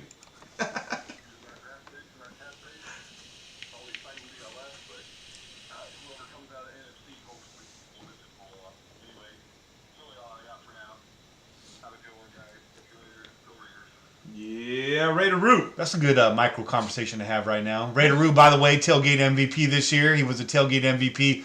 I'm joined by a tailgate Hall of Famer, though, Bobby Wasabi to my left. You damn right. So I'm saying that in the presence of a yellow jacket. Yeah. Give him the yellow jacket. I'm more of a green jacket. And the green. Oh, he plays golf. He plays golf. He's got that Masters. He's got that Masters. No, I mean, 'cause, you gotta always have the green. You got that green jacket, purple pants. Get it straight. My man looking like the Joker over here, looking like the Riddler up in this bitch. That's a good little conversation to have, though. We do have a nice set of championship games, I feel, as far as matchups go. I always feel the championship games, championship rounds better, more exciting than the Super Bowl. Yeah. I'm going to miss it. I'll be watching replays because there's still good games to watch back. But out of the NFC, who do we got now? We got the Rams and we got the Saints. That's right. So in your opinion, Bobby, Che, who's the NFC representative in this year's Super Bowl? Go for it, Bobby. I'll let you go first, brother. You guessed. I mean, everyone is all like, yeah, New Orleans gonna be there. You know, they're gonna be right there holding it down. But honestly, I actually think I'm gonna shoot for the young coach right here. Okay. I honestly think Sean McVay. Yeah. Protege. I honestly think that, LA gonna actually step up and go right there, and I think they could take it, man. I said it right from the get. I hated saying it. Yeah. But I was like, I could definitely see them doing it, man. Especially with the kind of talent that they got, and yeah, dude, they definitely gonna do something, man. So Sean versus Sean. It's the Sean Bowl. And you got McVay coming out on top. We should have Sean Hildebrand on next week. Right. Yeah. For the Sean Bowl. Yeah. It's only right. Once again, it's Sean. It's Sean. Once again, it's right. Sean. It's only right. Who you got, Che, coming out? Let's give you the AFC. Let's pivot. Let's give you the AFC. Okay. All right. Okay. Who do you got coming out of that matchup? You got the Chiefs and Tom Brady's gigantic fucking coat. By the way, go just search Tom Brady coat right now if you don't know what we're talking about. Yeah, man. It pair well with the Lenny Kravitz scarf. It looked real nice with the Kravitz scarf wrapped around him. Real That tight. shit would wrap all the way around his shoulders, too. Bro, fuck, man. Like Raider Roo said, this isn't fucking Easy, right? Like, who the fuck cares? Like, at this point, if you're a Raider fan, you don't want either of these motherfuckers to show up. You hope the fucking earth opens up and eats both of these son of bitches up. Okay, but the bottom line is that that's probably not gonna happen, and we're gonna have to see one of these teams in the Super Bowl. Man, this is like trying to pick out who's your favorite turd, bro. I flush them all. I could actually answer that. I'll flush them all. I'll flush them all, dog. They all go down the drain, bro. Fuck, man. Who do I want to win? No, None of them. Who do you think's gonna be there? Who do I think's gonna be there? Yeah. My man over here is pacing, sitting down. Chase pacing, sitting down. Man, why you gotta give me this question? The fucking Patriots are gonna fucking be there again. Damn. It's disgusting, right? Damn. It's disgusting. Yeah. So here's the thing. One, the Chiefs they need to get slapped in the face. Mm-hmm. They need to take a little step back. These motherfuckers they're really hot on themselves. They really like themselves right now. Yeah. You know, they look in the mirror and they're like, I'm great. Yeah. I love me. I'm fabulous. And they fucking go out and they have a good time. And then they go to the game on fucking Sunday, and fucking Tom Brady's gonna get there with his fucking busted ass knees, his large ass coat, and he's gonna be like, I've been here before. Check the coat. I'm gonna be here. I've been here and stuff. So I'm gonna be here still. Look, He's gonna win. That motherfucker's gonna win another fucking game, and he's gonna go to the fucking Super Bowl, and he's gonna lose. And he's gonna lose. He's gonna lose to the fucking Drew Brees. And then that'll be the last that we see of Tom Brady. I like that story. That's a good story. That's a real good story. I said at the beginning of the season the Patriots will not make it back to the Super Bowl ever. But I like where you're going. Well, here they are though. They're in the fucking AFC Championship game. So I see it already. Kansas City Chiefs at Dave and Buster's the night before, feeling themselves a little too much. Kansas City fans, yeah, they're at Dave and Buster's the night before, feeling themselves. And there's no better coach to know how to get into his opponent's head than Bill Belichick. So I foresee the way to get into Patrick Kermit Mahomes' head. Mm-hmm. Bill Belichick comes out in full Miss Piggy costume on the sideline, snout, everything, everything. Y Y todo. Con todo. Con todo y todo. Yeah. So all right. So we're looking at possibly you're saying Patriots Rams. That's what we got coming out of you guys. No, I'm saying Patriots. I'm saying Patriots Saints. Okay. I say Patriots Saints. With Drew Brees on top. Bobby has a point in what he's saying, but I do think that the fucking Saints are gonna win. I think it's a new hotness versus the old hotness. I think it's going to be Chiefs Saints in the Super Bowl. Chiefs are going to get there first in a long time, and Drew Brees on top. There you go. Drew Brees on top. New hotness versus old hotness. Yeah. The new hotness versus the old hotness. Hashtag. Hashtag new versus That's right. old hotness. That's right. Devin says I'm a foolio. I thought Andy Reid was the Miss Piggy. I'm sucking over. You fucking right he is. Yeah, and we're still on calls. Let's get it going. Let's keep it going, man. Let's keep it going. Real quick. I know you guys on the live chat can't hear us right now. There's nothing I can do about that at the moment. What's up, Pete? What up, Pete?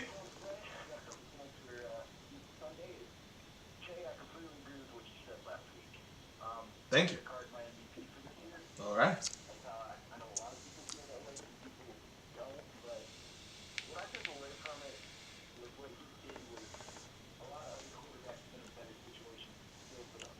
Right.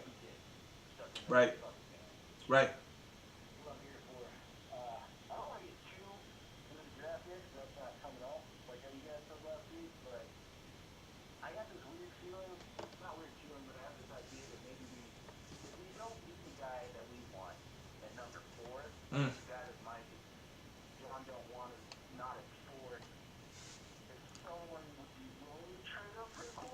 Mm-hmm.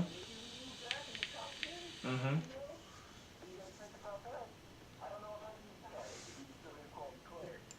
Yeah, we kind of crossed that bridge already. I'm for it. If we can move back, maybe get something a little higher in the second round, get those 2 picks in the bottom of the first, with another close pick right behind it. That gives you even more leverage. You need a guarantee though. That it's got to be a guarantee that they're gonna fucking take a quarterback. Yeah. Right? You're not gonna fucking trade away that pick to these motherfuckers, and then they fucking turn around and they fucking pick somebody else. You got something in their fucking contract. Okay. Yeah. We're trading the pick away to you. Yeah. You take that fucking quarterback. Mayock needs to be banging them phones. Because we don't want that motherfucker. No. You can have him. You can have him. You can have him. I also have this new thing, like,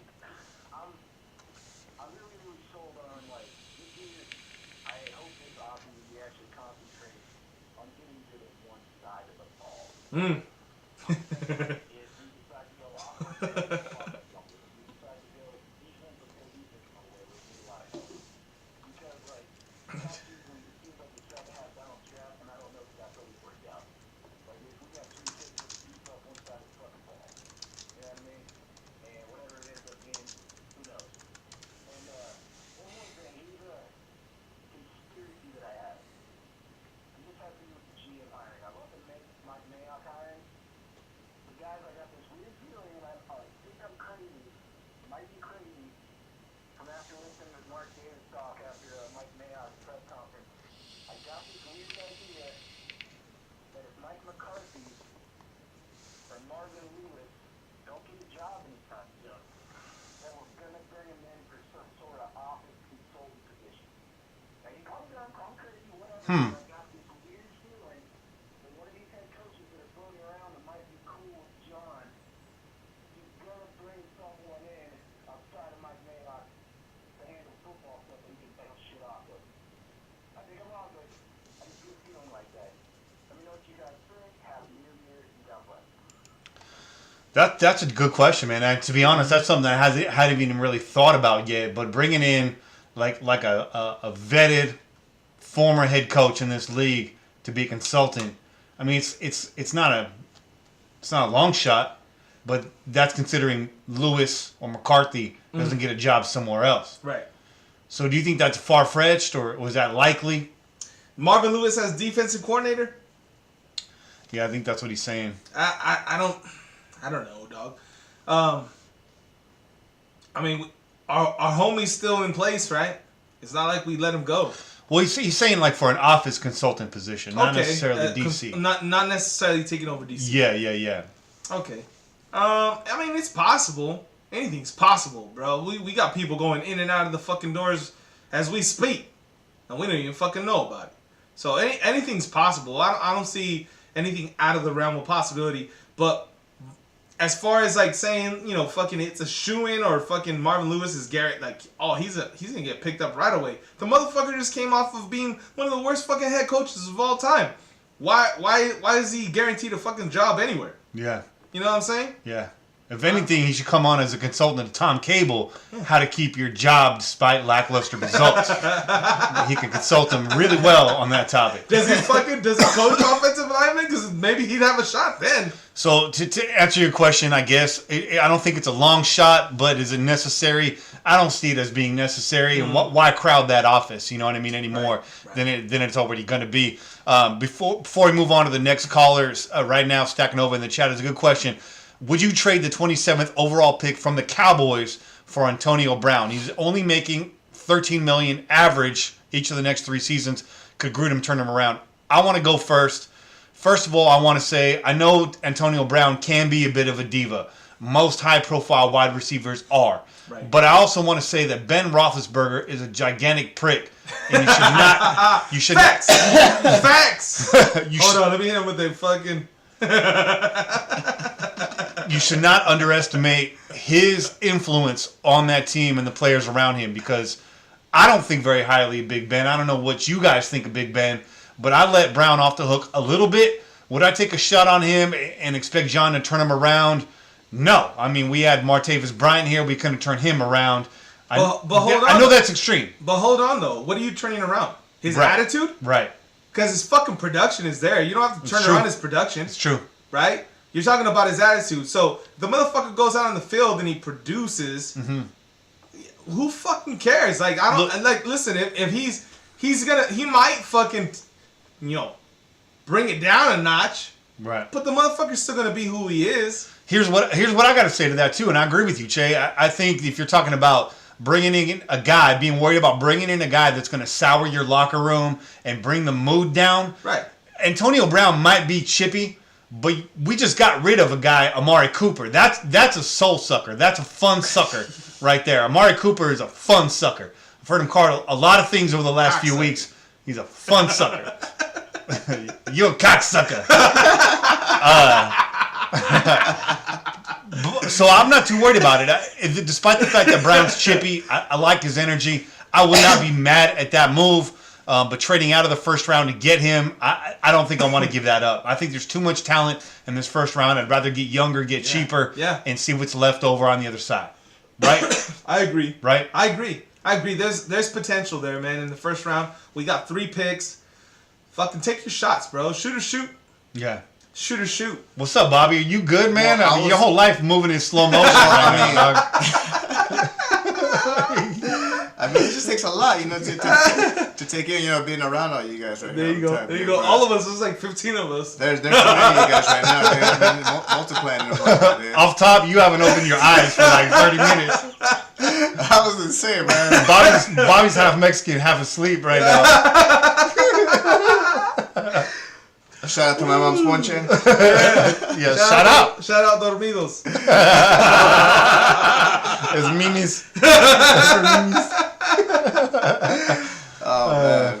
Well, as far as this whole AB thing is concerned, I mean, yeah, you're right. He was, and that's one thing I never considered, man, is that he was dealing with a fucking big ass prick, dude. He was. Fucking right. Yeah. So that does take a lot. I mean, if you're over here dealing with an asshole like that, of course you're gonna, not produce. Why are you gonna be in an area trying to work for someone that's all about them, that isn't about, team oriented?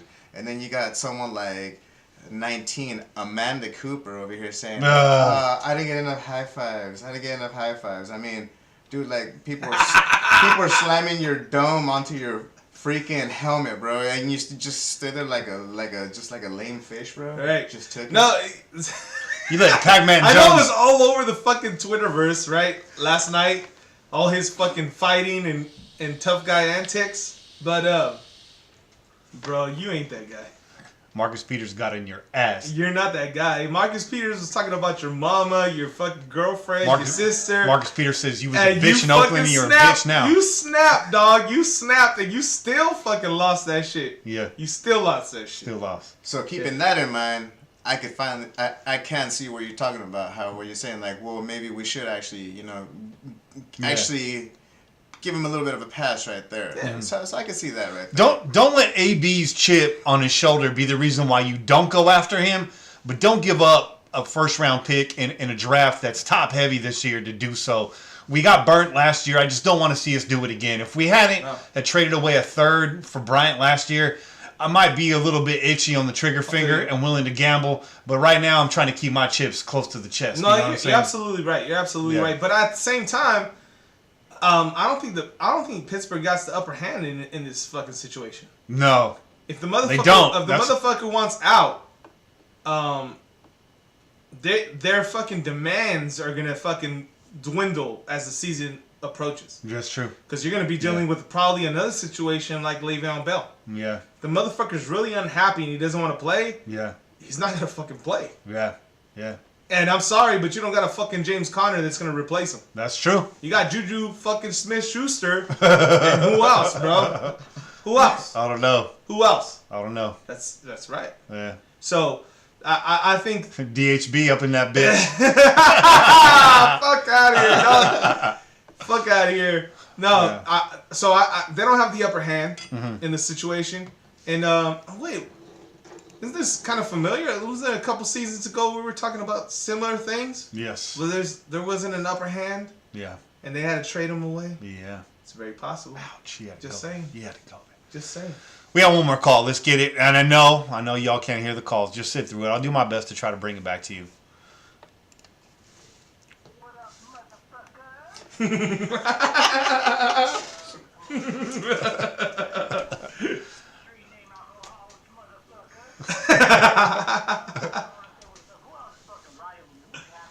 We're riding with you, bro. All three of us, Hell fucker. yeah. Wake up watching the fucking tar grow. Last right now, 20 to 7. Now I hate the motherfucking pages. I'm from SoCal, so our biggest rival is the motherfucking tar grow. You know what I'm saying? So I know Kenny and Chad, I know you guys, you know, it's probably the miners, you know, over there, you know, open this shit, you know, Battle of the Bay. Correction, it's everybody. Even though they don't do shit, they always play us tough. But they have fucking Harmon and Phil. Like every year they play us tough. Even if we're both are going nowhere. So I'm loving them getting whacked though. Crying to be Rivers and shit. Crying on the side. Shut the fuck up. So next week, you know, the Creeks they won. Nobody, bro. You ain't rooting for nobody, dog. You know, 2001, you know, with the whole tuck rule, took a long time ago. I mean, it won't be forgotten, but it could be, you know, it's whatever. But, you know, I'd rather see the Creeks win. But if the Creeks go to the Super Bowl, it's going to be a watch for the Rams. Another team that I don't want to see win because, you know, being SoCal. But I hope so. I'm rooting for the Saints right about now. But, what you guys doing? Like, other than a 5-mile run, come home, give a 12-pack of Bud Light, because that's how we do. Oh, shit. Motherfucker, I don't know. I don't know what I'm talking about. Yeah. First off, you get that 12 back before you go for a run. Right. Take it with you, bro. Take it with you on the run, bro. That's how we roll. You get one of them fucking water bag, those water packs with the fucking, Camel pack. straw, that Camel camel pack, fill it up with that fucking 12 pack, dog. I feel you, Pomona. You're in a tough spot, and you want to hate on everybody that's in the playoffs right now. Pomona Raider got a Saints jacket on the size of Tom Brady's jacket. He got the biggest Saints jacket he can find right now. Say it's fucking taking up his love seat right now. What if I told you? What if Morpheus told you Oh shit. that you can watch the playoffs and not root for anybody? Because that's what I did today. That's exactly what the fuck I did too. I just root for a good game. I washed some fucking dishes. I wanted everybody to lose. I was like, let's hope everybody loses, and if not, well then it's okay. I'm just not gonna pay attention. I'm gonna be watching in living color. There you go. Some men on film. You Hated it. Hated it. That's a 3-snap and Z formation. Shit. Oh shit. Yeah. David Wayne's. That's what I did today, honestly, man. That's fucking hilarious. Really quick, we're going to come back at a break before you guys get to me. I already know you're not going to be able to hear Raider Kane. I know that. Thanks for the reminders. There's people in the live chat. Those of you DMing me on Instagram, DMing me on Twitter, and those of you texting my phone directly. I got it. We got it. We got it. We got it. You can't hear us. But we're going to come back, hopefully, with Raider Kane on the other side, and we'll see you then. Yeah, boy. Cheers.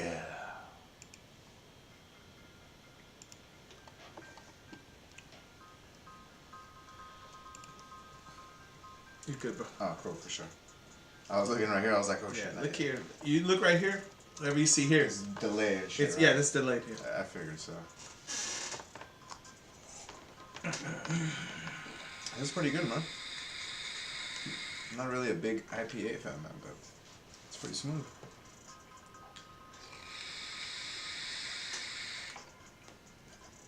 I don't know about y'all, but I'm ready for bunch of number 3.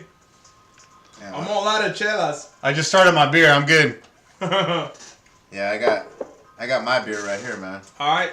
But I'm gonna go downstairs. I'm gonna get this third fucking bunch. I think there's enough for another shot right there. Pontre. Ponche contre. Ponche. Pete says, get Mike Tice back in the building. Get them gloves on. Mike Tice versus Muhammad Ali. What's up? What's up? What was it? They were talking about giving Mike Mayock a nickname. I think Sean Garcia said Magic Mike or something like that. We gotta wait to see what he does before he gets a nickname. Right now, he's just Mike Mayock. Mm-hmm. He might end up being Mike Mayo. If he's playing. Oh shit. Mayonesa. I fucking hope not. Mayonesa. I hope not, dog. Yeah, that wouldn't be cool, man. Mike Mayock's wife's following us, though, so that's cool. We got that follow from Really? Kristen Mayock. I saw that. Yeah. She's an Eagles fan, but, you know, we famous and shit. we famous. That's why I gotta wear my sunglasses, y'all. Alright, get that chela, bro. Honestly, Come back. There's no more Corre, chela, bro. corre. Get ponche, dog. Corre. Ponche. honestly, that's why I'm here. Like I'm actually was hired to be the in-house security. That's right. Bobby's got it on lockdown. He's the watchdog for the night.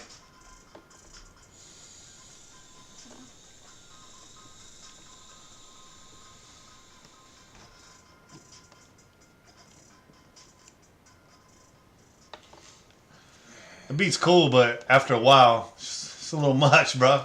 It's a little much. I mean, The beat's a little much. you have to either be getting down to that, or you know what? Honestly, that beat, it's like an N1 beat right there, dude. It's like Okay. something All right. that you see, but like as long as it's not like a Chappelle like N1. Remember where you had like fucking gutter balls and all that shit. Hey. He's going off for that stogie. Yeah, it's gonna be interesting to see how Bell cashes in a free agency. Unlikely that he gets to a point where he's got the leverage to hold out again, given his age. But it's interesting to see if that scares off any suitors. I would say no, just because, like I said, he's gonna get older. His leverage to hold out is gonna be far less in the next 3 to 5 years. What do you think? Is he a threat? Does it hurt his stock that he held out at all? Teams want him. He's essentially a year younger now because he hasn't played. Well, I mean, if you think about it, dude, it's like that's unfortunately looking like it's gonna be a freaking trend, dude. Like you might have cats doing that all the time now. Like everyone wants to start holding out. I mean, how many times did you hear that before about people holding out? Right. I mean, it seems like it's gonna start happening more and more. So it's not about whether it's gonna hurt his stock or not. It's just like, how do we prepare for that? Right. Like have to have a contingency plan for that. So it was like, all right, cool. Well, we know that so and so might hold out. Do we have anything in the background for that?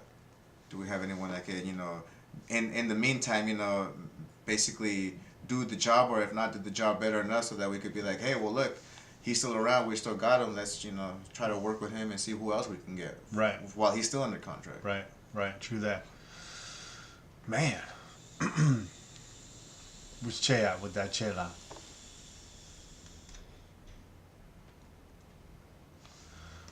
I think Kane's ready, bro. I think Kane's ready. That was hilarious when people was hitting you up on your text. Saying I can't hear. They get after it, bro. I know they're trying to help me out, and you are. You're helping me out. I wanted to know we didn't have audio at the beginning of the show, but it wasn't for y'all, so you're helping me out. I'm just letting you know we're good. We know. We got an issue. It'll be corrected by next week. It'll be corrected. Know that. Let me get Kane on the line here so he's ready to go. We can chop it up with him a little bit till Che gets back.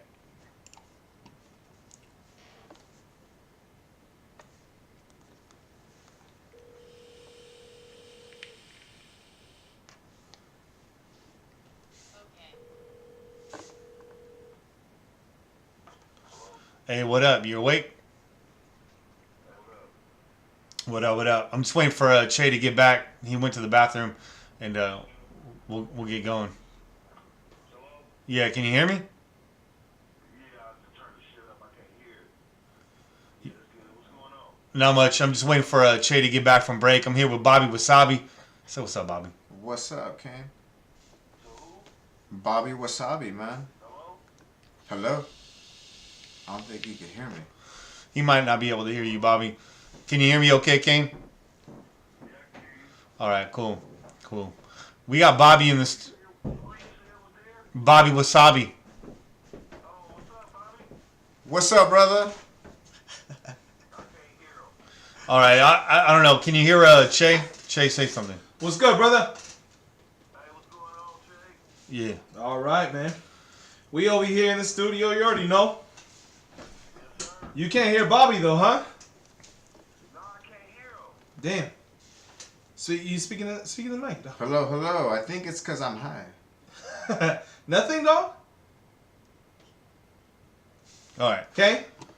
Oh, look at that. You didn't hear him, huh? I can hear him, but it's like very faint. Very faint. Okay. All right, well, we're going to keep it moving anyways. We're going to get into this and get into your segment. I don't really have anything here specific per se, so we're going to kind of just have to freestyle a little bit.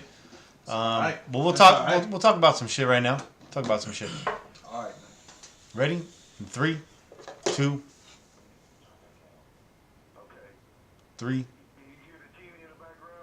No, not anymore. In 3, 2, 1. And we're back with Kane's Corner. Joining us every week, Raider Kane. How you living, man? What's good, man? I'm chilling. What's happening with y'all? You know, we're up here in the crow's nest doing the damn thing. Talking to some folks. We had a good conversation with Austin Gayle earlier. I'm joined with Che and special guest this week, Bobby Wasabi. Oh, yeah. And we're happy to be talking to you, brother. How you living out there? Did you watch some playoffs today or what? I caught a little bit of the Saints game, man, and it was a good game. It was a real good game. I enjoyed it. You know, it was good to see the Saints win, too. You know what I mean? I was happy to see the Saints win, to be honest with you. Yeah. It was a nice game of football. I know you traveled out there to New Orleans a couple years back and saw the Saints get down, so you got to have a little fan appreciation for Saints fan, right? I mean, they at least show out. They know how to get down. Oh, man, that stadium is off the hook, bro. They got the music. They got the kickoff song. I mean, it's playoff time. We out of it. So I'm just going to keep it real. The Saints, if I was a Raider fan, I mean, I'm just saying, they got their shit going on, man. You know what I mean? Yeah. There ain't nothing wrong with that. The Saints pose no threat to the Raiders at this time. I ain't got no beef with their fan base. So for Saints fan, I hope y'all get it. Yep. I really do. I like Drew Brees. I know Kane has been a big fan for Drew Brees, a big advocate of his since he was a Charger when he was let go. Kane, you saw at that point Drew Brees was a possible target. How did you feel about that at that time? Man, you know, actually, I'm glad you asked me that, man. When he got traded, I believe he was traded to the Saints, if I'm not mistaken.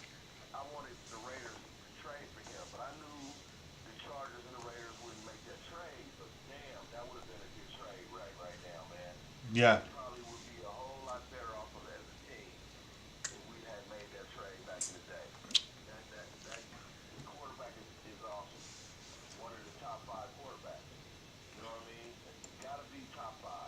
Gotta be top 5 all time. Top 5. Drew Brees. Got the numbers. You know what I mean? If you win a Super Bowl this year, how can you not make them top 5? Right. I feel you on that, but who did we have on this roster to surround him with when he got traded? Ooh, that's a good question. I believe we had at the time. Ooh, man, you asked me to go back pretty far.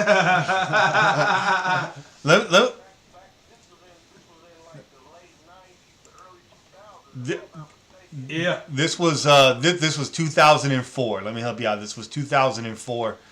And let's look that up, man. On the 2004 Raiders roster, who was there at that time? Who came shortly after? Yeah, let's do it. I mean, I gotta imagine it. It's Because that plays a big part in how you fucking do, dog. Right? I mean, That was Jamarcus Russell period.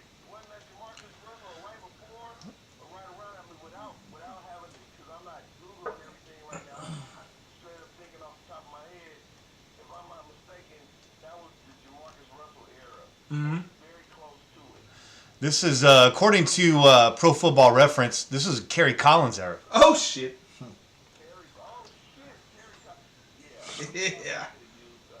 Drew Brees back Well, he You had Jerry Porter out there. You had Doug Jolly at tight end, Barry Sims, Adam Treyu. We had Grove at the guard, and of course your boy Robert Gallery starting back then. Still got that jersey. Yeah, I'm looking at this squad right now. I mean, maybe a little something. No, but let's look at the weapons though, dog. You're talking about people.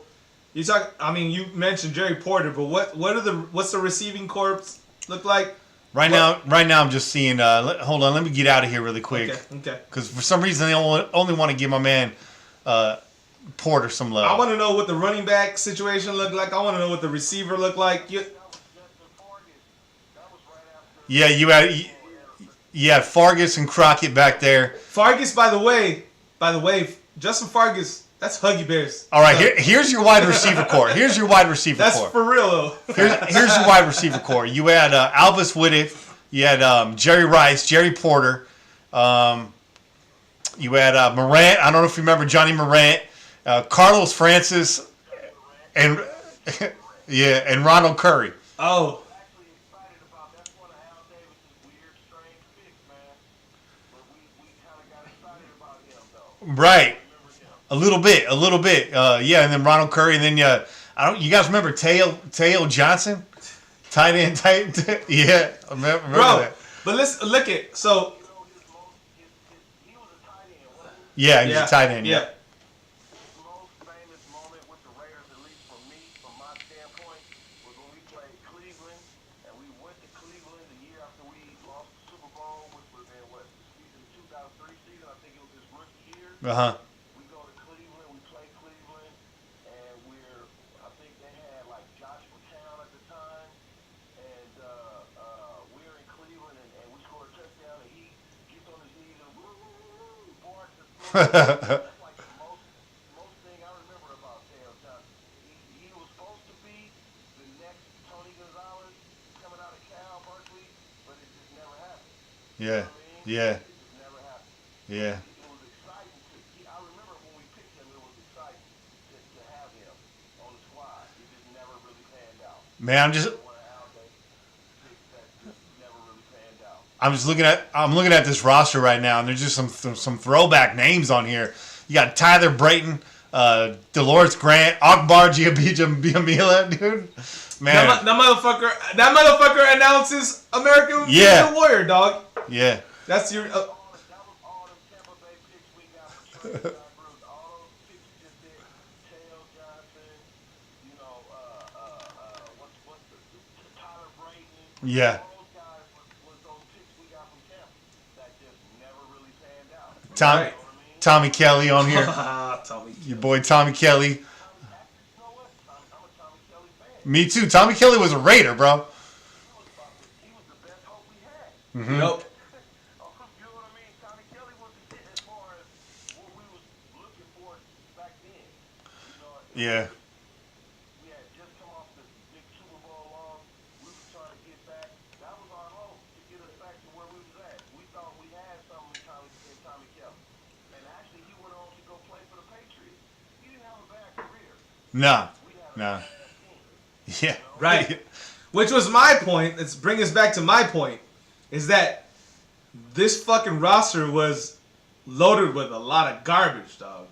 A lot of garbage. A lot of garbage, dog.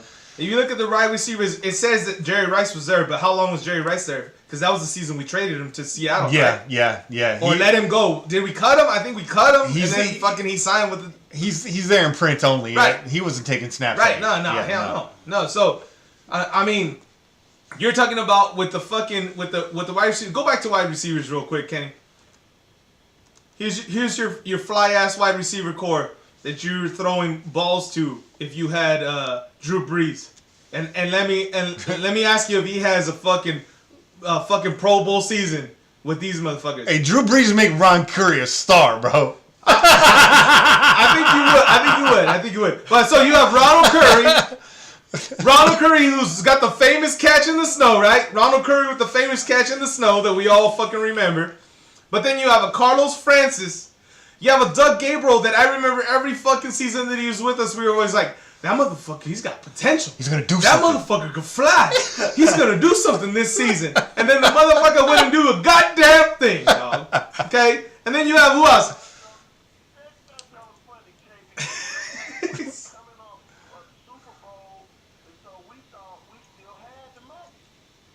Nah, dog.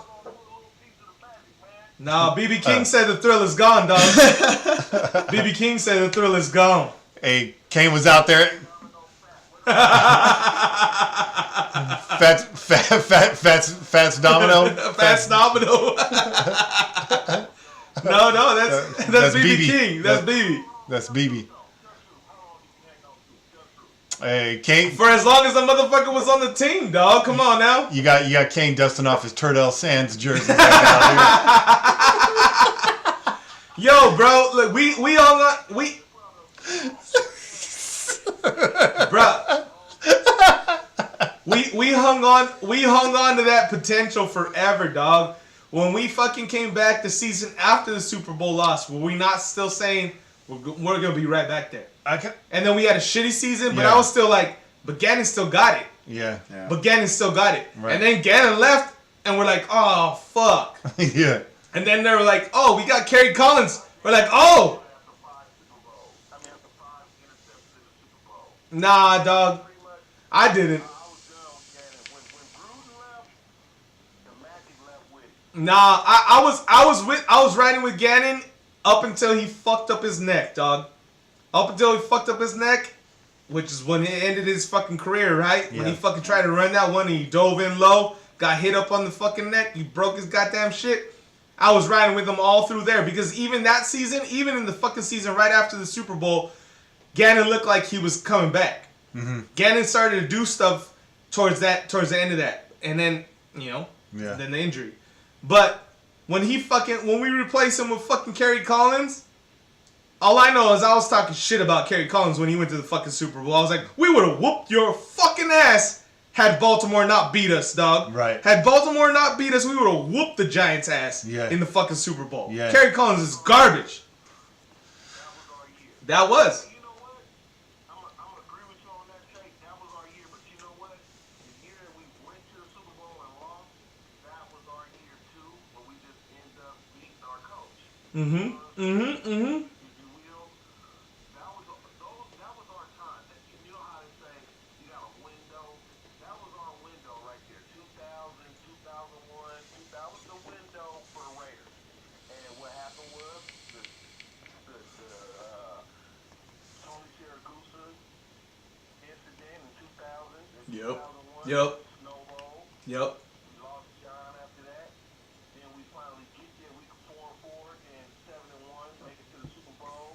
Mm-hmm. And we meet our ex-head coach in the Super Bowl, and history right there was made. I mean, that was our time right there. And this was unfortunate that the situation happened between Al and John, that we had to trade him to Tampa Bay, and we couldn't keep him as a Raider. Mm-hmm. But that was our time, man. Yep. Absolutely. Yeah. Absolutely. Yeah. Absolutely. But at the same time, if Gannon doesn't get injured, the story's different, dog. Best protect your neck. Yeah, if Gannon doesn't injure his fucking neck, and I remember when he got injured, I was like, why? Why did you have to dive head first, dog? Yeah. Why not just fucking slide? So what? Like, when he went out of the game, I was so fucking angry because I knew that was it. That was it. That was the end of our shit. Yeah. The end of our stint. We were, for those fucking 3-4 fucking years in a row, we were the best fucking team in the AFC. Can't nobody tell me nothing, dog. Can't nobody tell me nothing. Yeah. Yeah. Well, Kate, let's shift gears. We was the best team, but like I said, man, much respect to the late great Al Davis, man, but in his later years, I don't know, he sucked. I'm just saying, as far as general manager, best owner in the league, Hall of Fame, a guy that blaze different trails, you know what I'm saying, for different images in the football league. But I'm sorry, the last 10 years, 15 years of his reign over Raiders or whatever you want to say was not good. Yeah. I mean, I'm a diehard Raiders fan, deep cut from the dirt, from the tomb, from the womb to the tomb. But Al Davis kind of fucked us up in his last 10, 15 years of his little reign over the Raiders. So when we lost John, when John went to Tampa Bay, after seeing everything that happened prior to him coming, and then knowing that we about to go back into the toilet bowl after he left, I wasn't really excited to see that, man. Yeah. You know what I'm saying? And just it happened. And we still, if you look back, we've been in the fucking toilet bowl since this man left. Right. It's funny that we're talking about this right now because he's the head coach again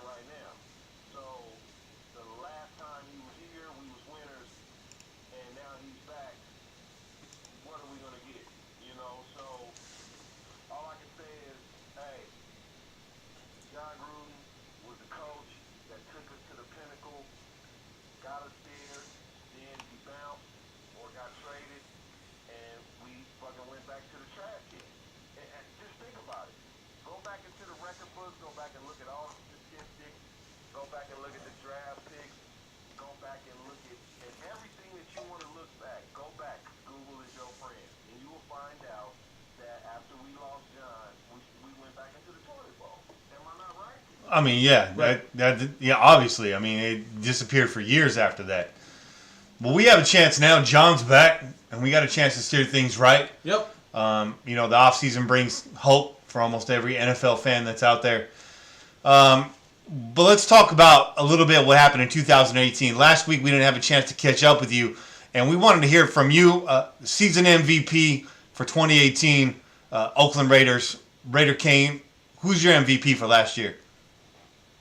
My MVP for the Oakland Raiders for 2018 is Jared Cook Society, with Derek Carr being honorable mention. That's right. You couldn't have the season without Derek Carr. That's right. But Derek Cook, numbers wise, showing, film wise, just showing up on tape every week. Somebody you saw making plays week in, week out. Somebody who I myself thought never gave up on a season, which I didn't think the whole team did either, but there was a stretch where we just were shit. But he was still showing up. So if me myself personally, I'm gonna say Jared Cook with Derek Carr coming in a close second. All right, Jared Cook. It's time to back that truck up, and you know the truck very well, Kane. Uh-oh. And we got to throw somebody inside of it. 2018, Reggie Nelson, garbage can player of the year. Bruce Irvin. Bruce Irvin. I like that one too, dog. I like that one too.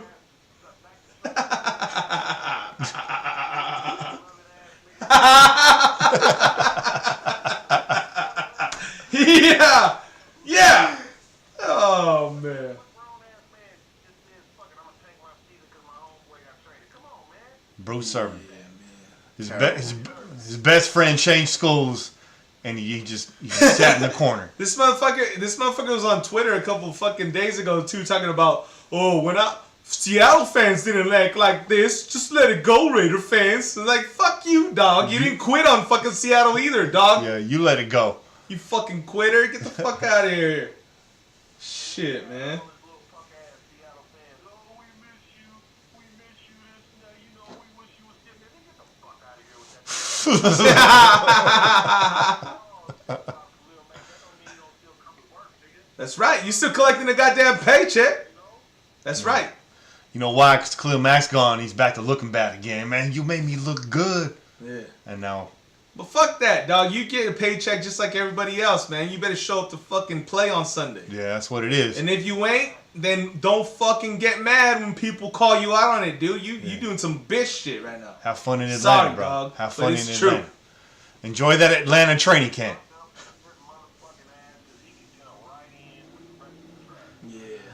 Yeah. I can't disagree with that. I can't disagree at all. Before we let you get up out of here, we talked to Austin Gayle earlier. We were asking him, in his opinion, what position group on this roster is best served by free agency and not the NFL draft.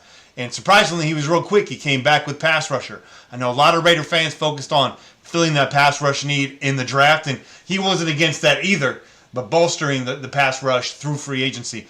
In your opinion, Kane, what position group is best served by free agency this year for the Raiders?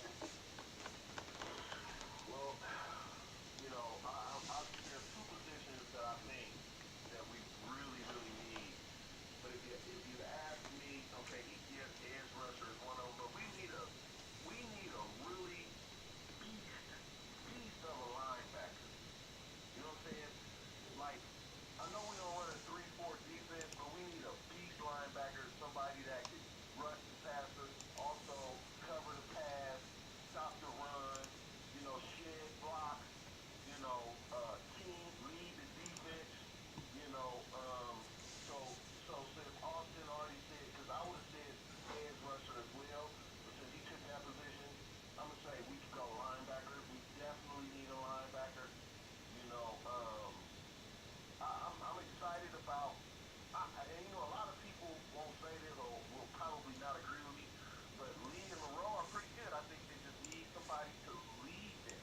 Yeah. They need like a Bowman or somebody that's a defensive leader. And if that's a rookie that's coming in, then that can bolster the defense.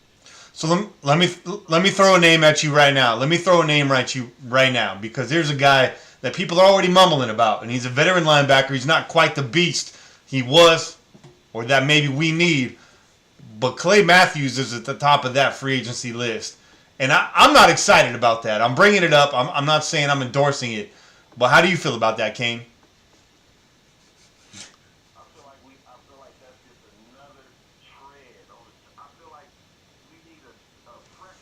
Yeah. Okay.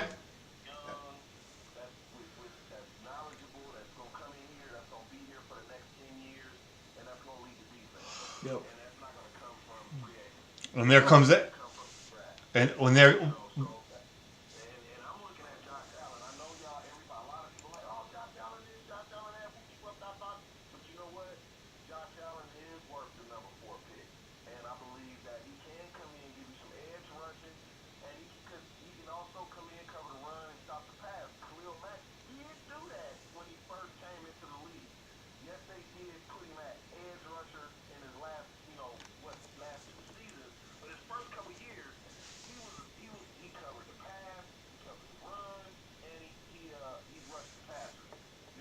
Mm-hmm. Somebody like that. We need actually. Hey, I know we all tired of this, but we need somebody to take over for Khalil Mack. That's just basically what it is.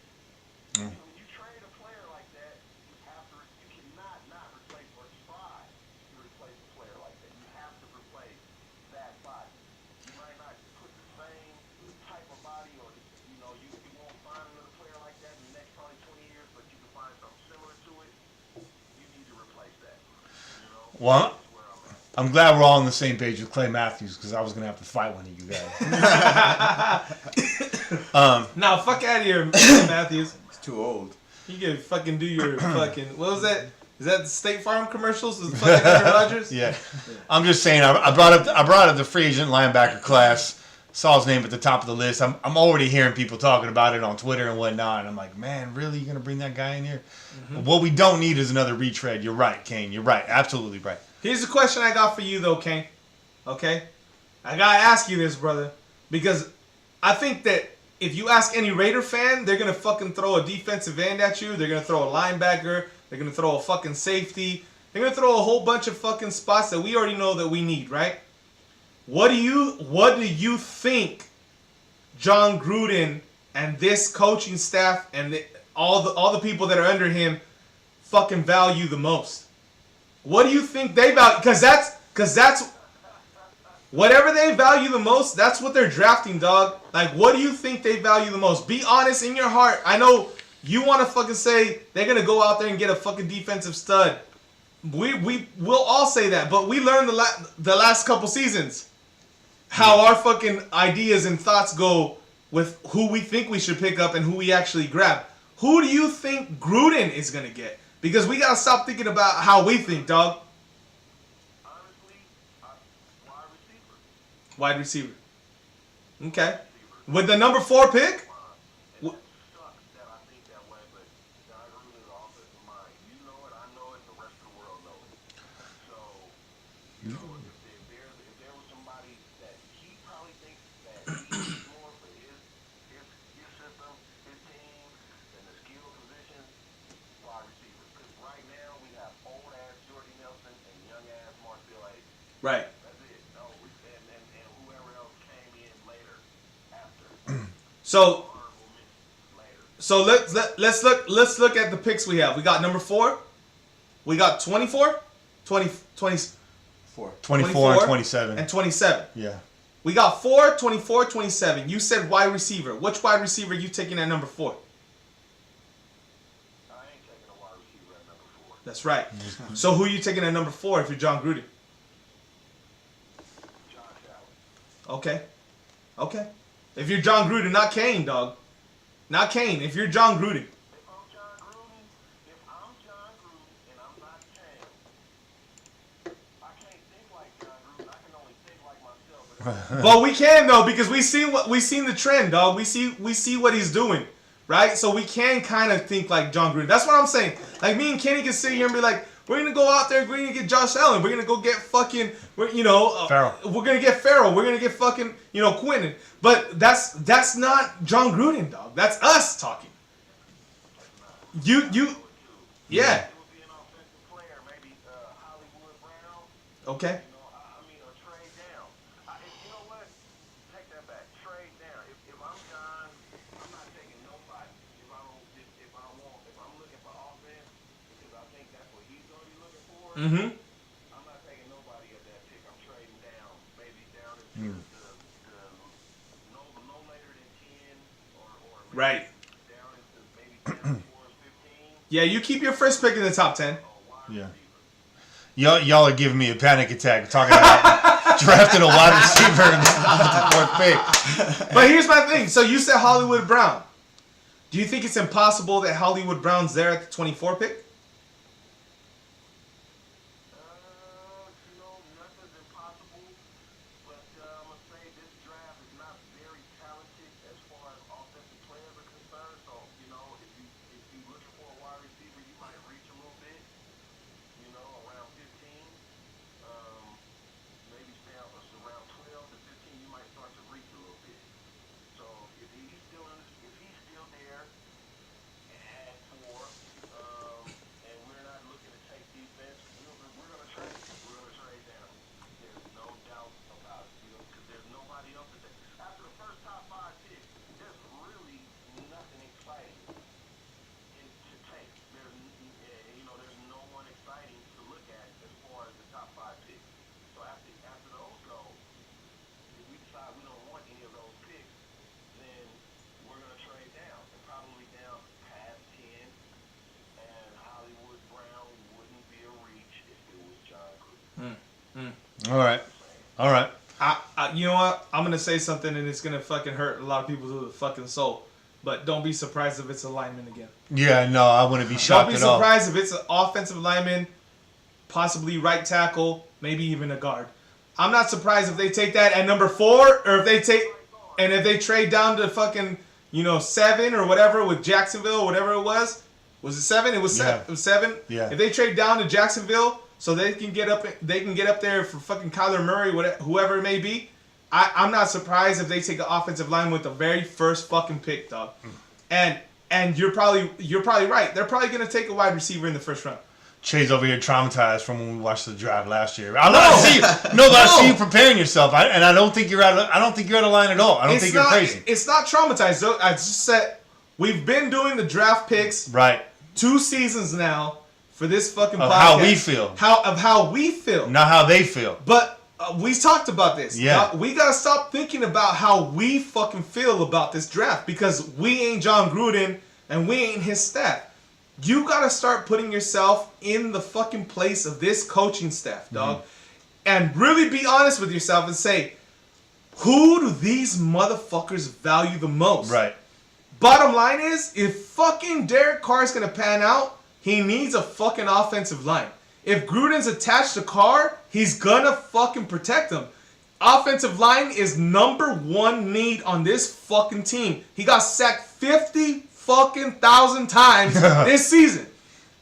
He's got to get him protection. So there's no fucking way that he doesn't go offensive. I don't see it. Yeah. I don't see it. I want a fucking edge rusher. I want a linebacker. I want all these things. But fucking Gruden's not going to not protect the quarterback if he really thinks this is the guy. I think for sure an offensive lineman's coming in the first round. I wouldn't be surprised to see him at 4. Would it feel like a gut punch again? Yeah, it's not a sexy pick. It's not a sexy pick, or even at 7. But Che, but I'm just being real, dog. I'm just being real, dog. He I'm is, just being real, dog. and he is, and you make a good point there. I don't think that's out of line at all. I gotta stop thinking like Che. I gotta stop thinking like Che. Yeah. You gotta stop thinking like Kenny. One can only hope that Mike Mayock adds a few interesting wrinkles to this year's draft. Maybe seasons the ponche a little bit differently. You know what I mean? Yeah. What? Yeah.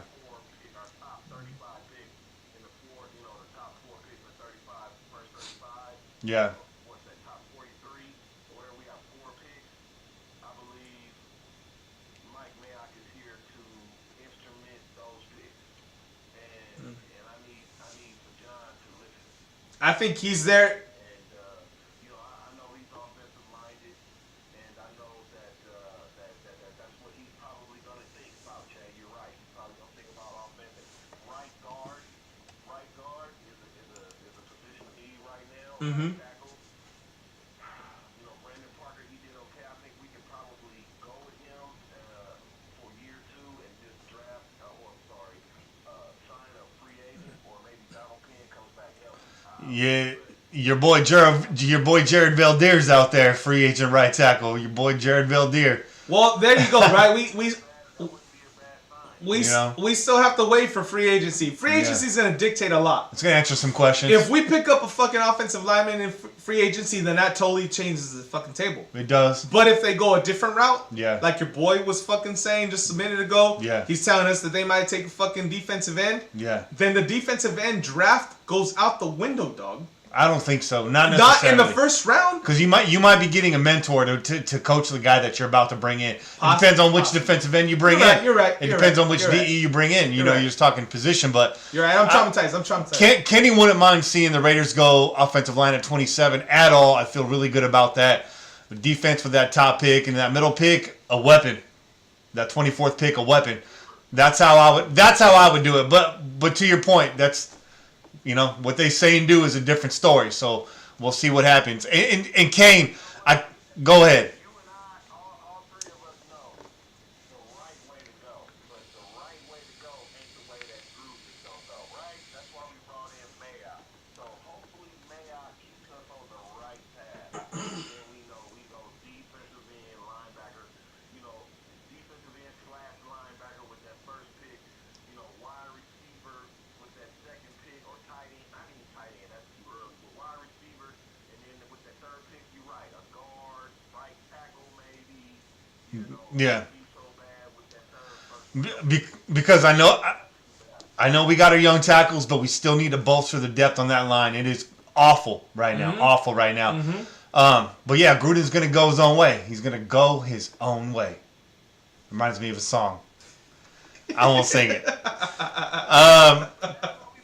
Yeah. Yeah. Yeah. That's what I'm saying. So Yeah. here's what This is what I think. This is what I think, dog. I think absolutely they brought in Mayock because he's got the expertise in the draft. But I don't think that they brought him in for the first round. That's what I think. I think they're here because Gruden is. That would be the dumbest hiring any team has ever done in NFL history. Not necessarily, dog, because Gruden hasn't really had trouble in the first round. Yeah. First round, why the fuck did you hire? No, listen, dog, because Gruden never has had. Let's look back at his draft picks in the first round. He hasn't struggled in the first round. It's fucking beyond the first round where he doesn't fucking pick the correct guys. So that's why you bring a fucking guy like fucking Mayock, because he's got knowledge and depth. He's looking at a bunch of fucking players. I think it goes deeper than that. I see Mayock's part in all of this is laying out his evaluations throughout the entire draft. Definitely. And John and his staff picking against that. You know what I mean? Right. With Mike having a voice in it too. But I really see him laying out the board and John and his staff attacking the board.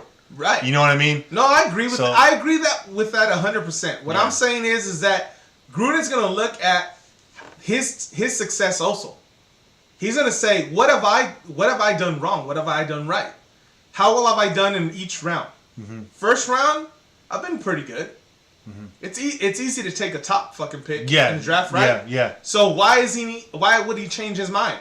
Why would he change his mind? Why would he say like, oh, you know what? I'm gonna go ahead and pass this over to Mike and let him decide. Yeah. I don't think that's. Yeah. I'm sorry, like I said, I might fucking take the win at everybody's sales, dog. Be out here. If you say he's done well in the first round, I'm saying like what? Before he in 2018? Because prior to that, I can only go back to Cadillac Williams and the Chiefs to leave, really. I mean, Didn't he draft Charles Woodson? huh? Didn't he draft Charles Woodson? No, he did not. Why do y'all keep trying to John Gruden didn't draft Charles Woodson? trying to give John Gruden Charles Woodson's stat? I mean, Charles Woodson's props. You don't get no props for that. 19. I don't give no props for that. The props for Charles Woodson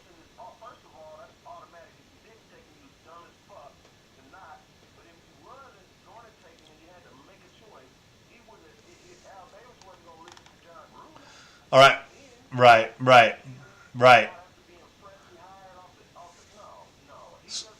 So during John's years, right. Okay. So during John Gruden's time as a Raider, if you look at the picks, I think Kane's right. You got Charles Woodson, Mo Collins, Max Stinchcomb, Sebastian Janikowski, Derek Gibson. In Tampa Bay, John Gruden drafted Michael Clayton, Cadillac Williams, Dalvin Joseph, Gaines Adams, and Aqib Talib, which is not the hottest. It's a miss with Clayton. Williams, had he not suffered the injury, okay. Joseph was a good pick. Adams, a miss here. And then Talib, still in the league today. And right? he's been a Pro Bowler. He's been a Pro Bowler, so... So I'm going to say, in my mind's eye, John Gruden drafted Keith Lee and Maurice Hurst. As far as the best players he drafted in his tenure as coaching, while he was for sure the person to make that decision, I'm going to say it's Talib and Hurst. Y'all can say differently. Yeah. I think that's what I think. I even tweeted it today. I asked You a did? bunch of people, like, hey, who was the best draft pick? Yeah. Talib or Maurice Hurst? Now, Okay. Yeah. But we He could not get props for Charles Woodson. so you mentioned one of the people that you give credit to, John Kingdon. John Kingdon came on the show, and he said that Gruden made that pick. Al wasn't fucking very impressed by it because he felt it was easy to pick Charles Woodson. He felt it was easy to pick Charles Woodson because that's the obvious pick that everybody would go with, like you said. He said that Al got off on being able to pick somebody that nobody had on the fucking radar. Right. Okay, so that's coming from John Kingdon. That came from John Kingdon when he was on. He was talking to us about that very same pick. That's why I give credit of Charles Woodson to John Gruden. Charles Woodson goes down as one of our fucking favorite players, dog. That's facts. That's why I give him that credit. Because he said it to us. When he came on air, he said it directly to us. So maybe I don't know, maybe John Kingdon misspoke. Maybe I misheard. But that's what I remember. Do you remember different? No. Right? So I'm going to give him credit for that pick. I'm going to give him the Charles Woodson pick. And if you include that with those other ones that you mentioned, do you not feel like he's had success in the first round? If you include that with what I mentioned, then he's had partial success, not enough for all the years he was coaching. 3 picks in the first round is pretty good, yeah. I think John's yeah. No. Well, I to that point, I think John's most thorough draft of his career came in 2018. I mean, up until then, pretty rocky. I mean, drafted a Hall of Famer in Charles Woodson, fair enough. But I think his best draft as a head coach was probably this last year. Right. No, from top to bottom, absolutely. Yeah, from top but to I bottom. think John But I think has historically, also, no. But I think John coming back has absolutely fucking learned from his mistakes. Oh yeah, he's got a much broader overstanding of the game now. And he's bringing people in, and he's saying, if you're gonna be my fucking coach, then you gotta know what kind of fucking people you need. Right. Right. If I'm expecting you to fucking coach the O-line, if I'm expecting you to coach the defense, then you gotta know what type of people are gonna fit your scheme. Just to put a bow on it, it's the best of the best, and that's why you bring in Mayock. He's the best draft evaluator that's not currently employed in the NFL. Right, so I think it's a fair conversation on both sides, guys. I think that's a tough argument to ultimately settle. I'm glad we got into it on the show, and we got the draft, 2 months away. We're going to be talking about this a lot more moving forward. But Kane, not to beat your balls too much, but you gave me a bad trivia question. I fired some 2-minute drill at Austin Gayle, and it was I'm surprised I didn't catch this when I read it, but John Matuzak did not fight Muhammad Ali. It was Lyle Alzado that fought Muhammad Ali in 1979. Oh, shit. Yeah. But I confuse those two hairy white boy savages all the time. So it's okay. They're fucking man, dog.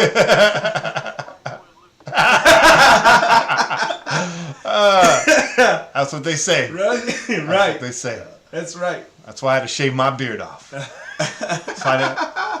I look like the college graduate version of Jim the Anvil Neidhart at the fucking tailgate.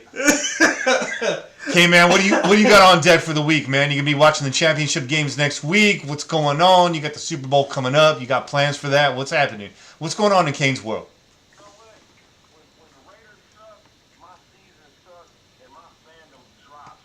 Okay. Very, very much. Like, I give so much energy into the Raiders during the season. I put so much time, so much of my heart, soul into this team during the first 16-week season that if they don't make the playoffs, I'm pretty much done with football. I mean, I'll watch it, I'll bypass it, or, you know, I might keep up with it a little bit, but they take so much out of me, man, with all the shit that we go through just being a Raider fan, man. It's hard to be a Raider fan, bro. And when that season is over, it's like you done been to work on a motherfucking slave. Yeah. You feel like, man, I'm whooped. You know, I'm tired. I don't even want to watch football. Can't relate. The season is going, and the rest of the year, I think we're going to have, and Kenny, you mentioned this thing, I think we're looking at a Saints-Patriots Super Bowl. Yeah. I don't think that the Chiefs. You know what? I don't like the Patriots, but I just don't like the Chiefs. You know what I'm saying? Yeah. I don't like either one team, but if I had to say I don't like one worse than the other one, and it's really close hate for both of them, I just don't like the Chiefs, and I just don't want to see the Chiefs win a Super Bowl or go to it, even play in it. That would just fuck my Super Bowl Sunday all the way up. Facts. Yeah. Right. Here's a hot take for you. Get that hot take button fired up here, because here's a hot take for you. I hate the Patriots, but not because I'm a Raiders fan. My hate for the Patriots has nothing to do with me being a Raiders fan. As far as the tuck rule goes, that's on the officiating staff. Okay. That's not on Tom Brady. Tom Brady knows he's fumbled that ball. Yep. If I was Tom Brady, I would have put my best game face on too and act like nothing happened. So I don't blame him for that. I hate the Patriots because I'm just sick of fucking seeing them all the time. That's it. I could be an Eagles fan tomorrow. I'd still hate the Patriots as much as I do today. My hate for the Patriots has nothing to do with me being a Raiders fan. And that's a hot take. That's right. That is a fucking hot take. No. My hate for the Chiefs is because I'm a Raiders fan, and that's why it's exponentially stronger than my hate for the Patriots. You're fucking right. Thanks for reminding me what my point was, Kane. Yes.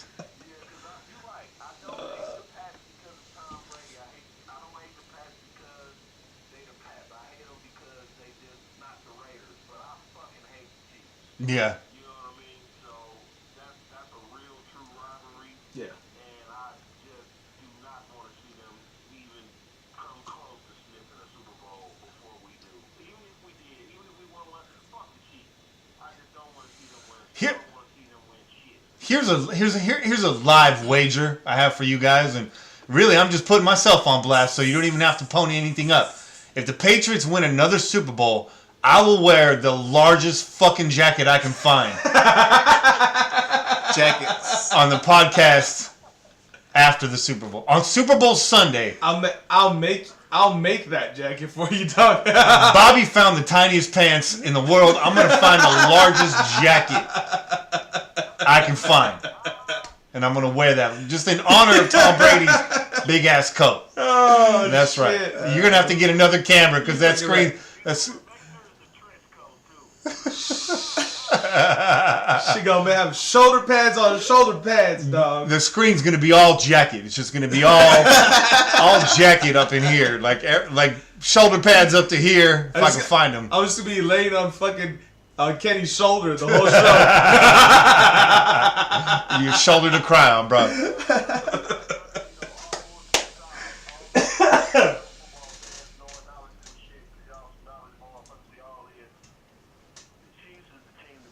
Yep. Yeah. Yep. That did. Yep. The defense was looking right too the other night. Yeah, you're right. Yeah, I think they got a little help from their stadium and their weather. Oh man, it was rocking out You know there what I'm for saying? sure. And I've been out there. It's loud. I hate to give it up to them, but it's loud. On our best day, when we're really rocking, not on our best day, but when we're just really rocking in Oakland, it matches it out there. Oh yeah, it does. But it cranks out there. Yeah, it really does. They got nothing else to do, dog. No, and it's not piped in. It's another country, man. The fuck else they got to do? Yeah,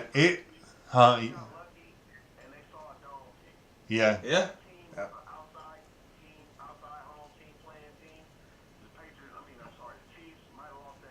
Yeah. Well, but there you go though.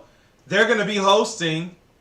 Yeah. The Patriots. Yeah. And the Patriots are used to fucking playing in cold, fucking snowy weather. Yeah. So we're gonna really see how good this team is next week, because we already know what fucking Tom Brady and fucking that Patriots team brings to the table every fucking season in the playoffs. They make shit happen that you fucking are hoping isn't gonna happen, and that you expect them to fucking lose. They find a way to fucking win. And here you got a young quarterback, a team that hasn't gone past the first fucking round in how many fucking seasons? Yeah. Right? And a fucking coach in Reed that's always fucking dealing with you never fucking get it done, dog. So there's a lot of pressure. They're at home. They got the fans. They got everything going their fucking way. And I think they're gonna lose. I think Reed needs to. I think they're gonna lose. I think Reed needs to. Reed needs to rub a little chicken grease on the balls for the game. He's got chicken grease on his balls, dog. Hey, I'm just saying. There's nothing in the rule book against chicken grease. Got a fucking sloppy joke out there too. and I'll see the weather. I'll see the climate and how the Patriots are used to the climate. Yeah. But they play up and down the Eastern Seaboard, bro. They're not used to playing against inbred, twisted Chiefs fans. You got a point, dog. And it's You got a point. You got a point. them uncle. Hey.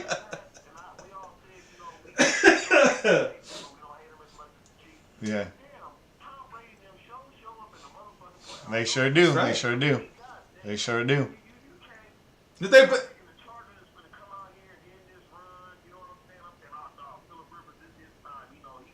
No.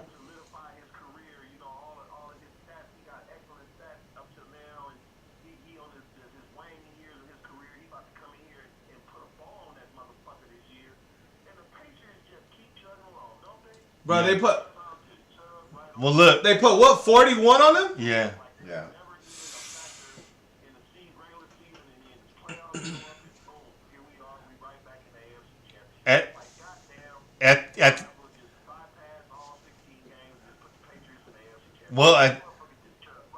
At the end of the day, the Patriots were the Patriots and the Chargers were the Chargers, and they both did what they do. They did exactly what they do. You're fucking right.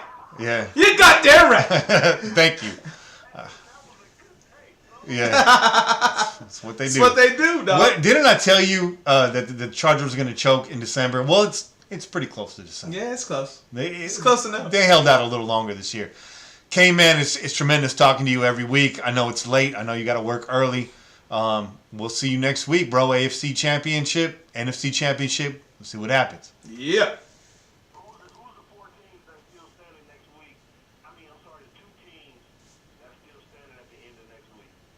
Round table real quick. I'll go first. Like I said earlier, I think it's the young buck versus the old buck. It's going to be Drew Brees versus Patrick Mahomes. Go ahead. I'm gonna go ahead and let Bobby go. I know, Kane, you might not hear him. I believe I said it was going to be the Lambs and the Pats, and the Lambs were going to pull it off. Lambs and the Patriots with the young buck coach, Sean McVay, pulling it out. And Che, what do you got to say? And I got Patriots Saints. I got Patriots Patriots Saints, and I got Drew Brees taking another one. The grizzled vets facing off against each other Yep. to settle the score. Drew Brees taking that crown. Mm-hmm. All right. I'm kind of rooting for the Saints. Doesn't matter anyways. I'm gonna just put my playoff hat on and root for the Saints. You better go. You better root for the Saints though.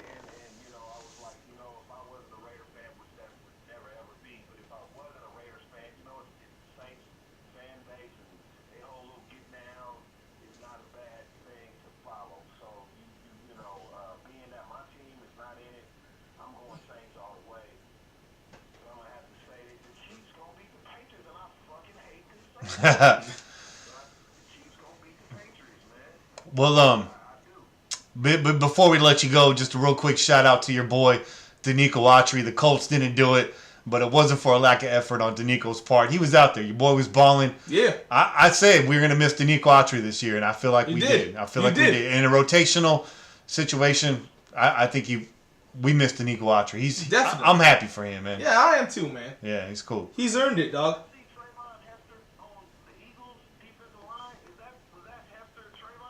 I didn't see that. No, I don't know. I don't know. I don't know that either, though. Yeah, I don't know.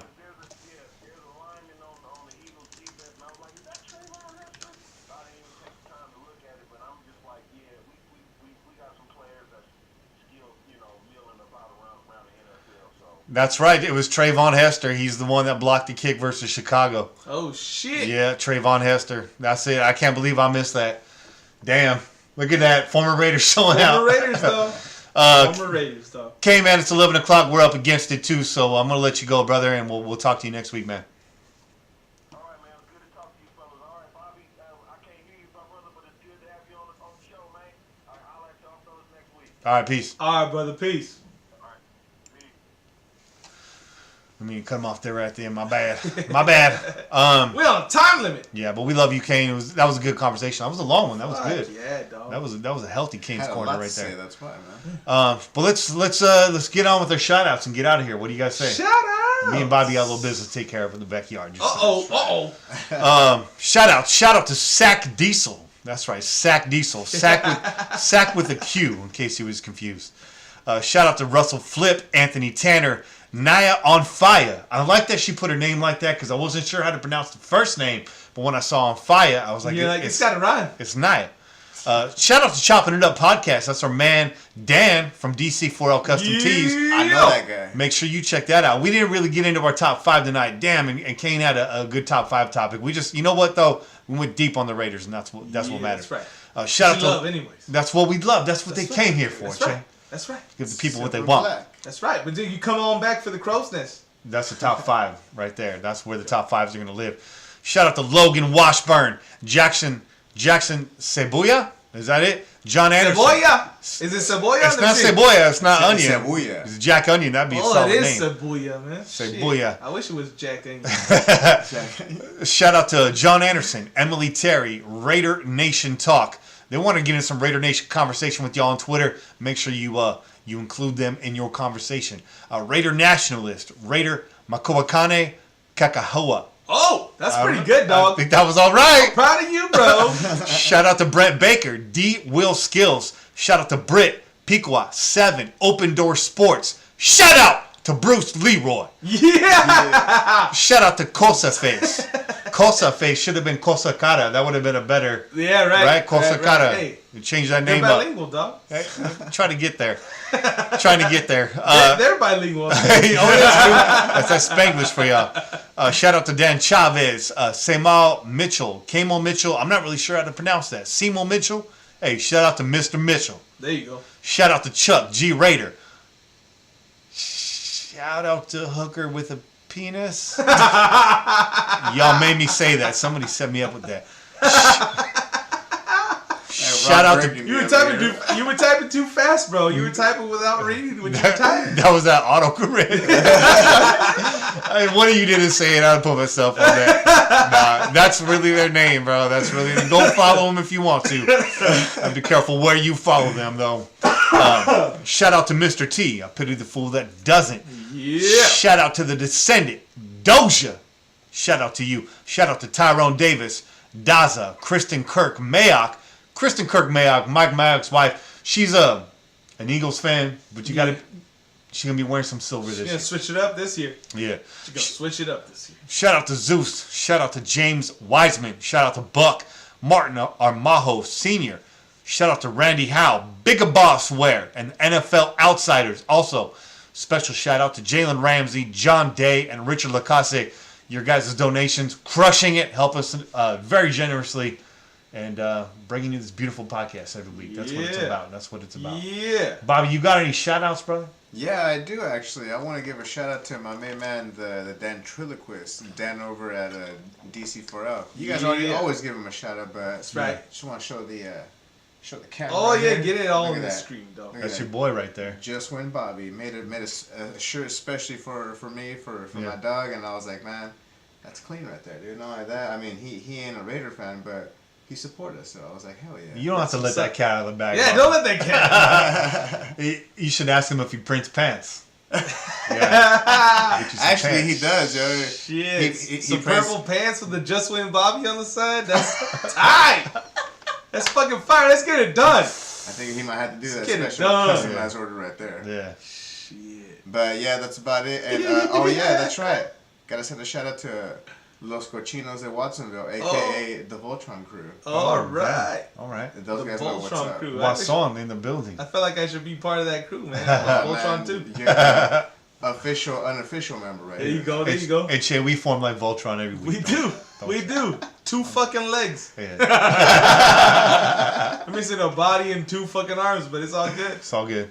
It's all good. But those are my shout outs right here. And that's right. And anybody else in the Twitterverse who I forgot, yeah, shout out to y'all too. Raider VC. Bye. Bye. Yeah. That's what's up. Shout out. Look, I'm gonna shout out the whole fucking crew. Uh-huh. Okay. Shout out to Angria. Shout out Jenny. Shout out Kevlar prom dress. Thank you. Okay. Shout out our boy Sean. Sean's been in. He's waiting. He's sitting in a very dark room He's planning. sitting in a dark room. He's getting angry. Hey, look. He's getting worked up right now. I'm fucking lying. That motherfucker lives in Hawaii. There's no way he's sitting in a dark room, dog.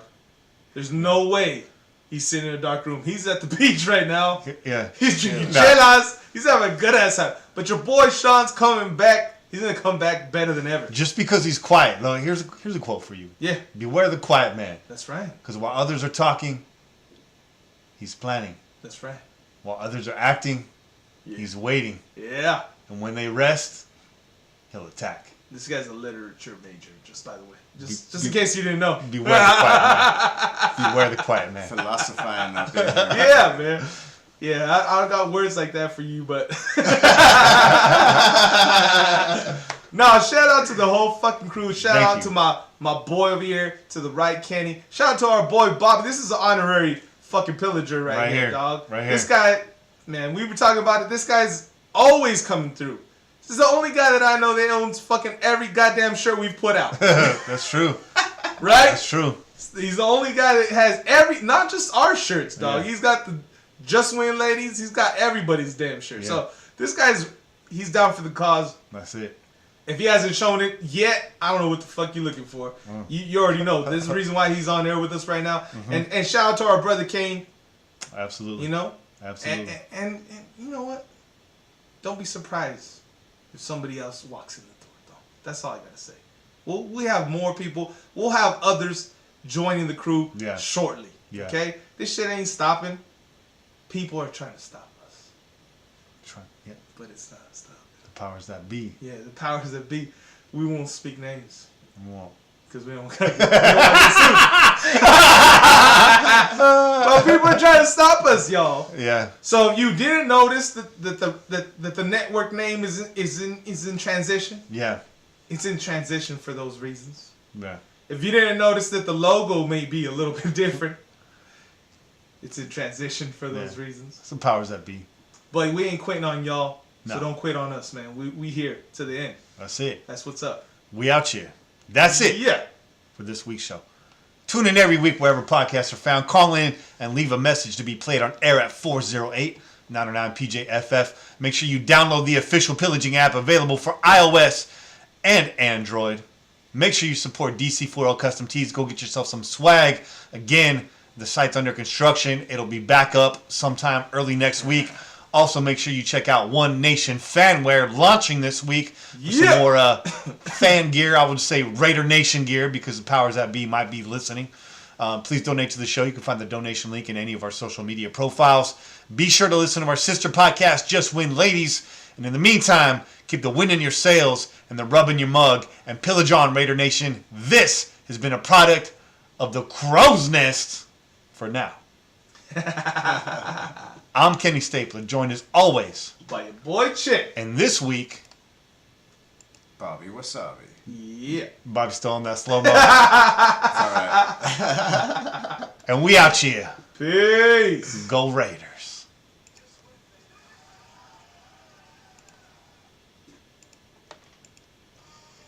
Oh, Oh. Oh, wrong one. Yeah. my bad. It's hard to see that Peace over out, there. y'all.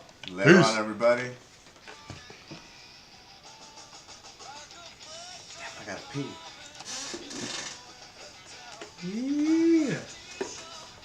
Dude, that shit was fucking awesome, man. Yeah, brother. You guys fucking... I'm glad I threw up before I came here, dude. I was all nervous as hell, dude. I was like, I don't know what the hell's gonna happen. I'm like, I'm glad I'm not doing the 2-minute drill. And then I seen it, and I was like, fuck, I'm really glad I didn't do that. I would have died, man. Bruh. 2-minute drill's not made for winning. We got you, dog. You already know. Because when somebody finally nails that shit, it's gonna be like, damn, dude, Damn, that guy got dog. 15. You know your boy. If your boy Motown's on been listening to us, bro. The next time he comes on, he's gonna fucking be prepped. And I'm kicking him all the new Jack songs. Shit, dog. He's a good candidate for the new Jack shit, yeah. Can we kill these now? Fuck my life. I'm not kidding you, I really need those glasses or I'll have a massive headache. Sounds good, dog. Man, I had some rough spots there, but Don't worry about it, bro. we're massively It all panned out. It all panned out, bro. We were planning up until the very end. Get ready to stop streaming. I need to put a goodbye fucking one, huh? Yeah. That's where all the credits need to be. And we have space for it too, huh? We got 2 spots left. Yep.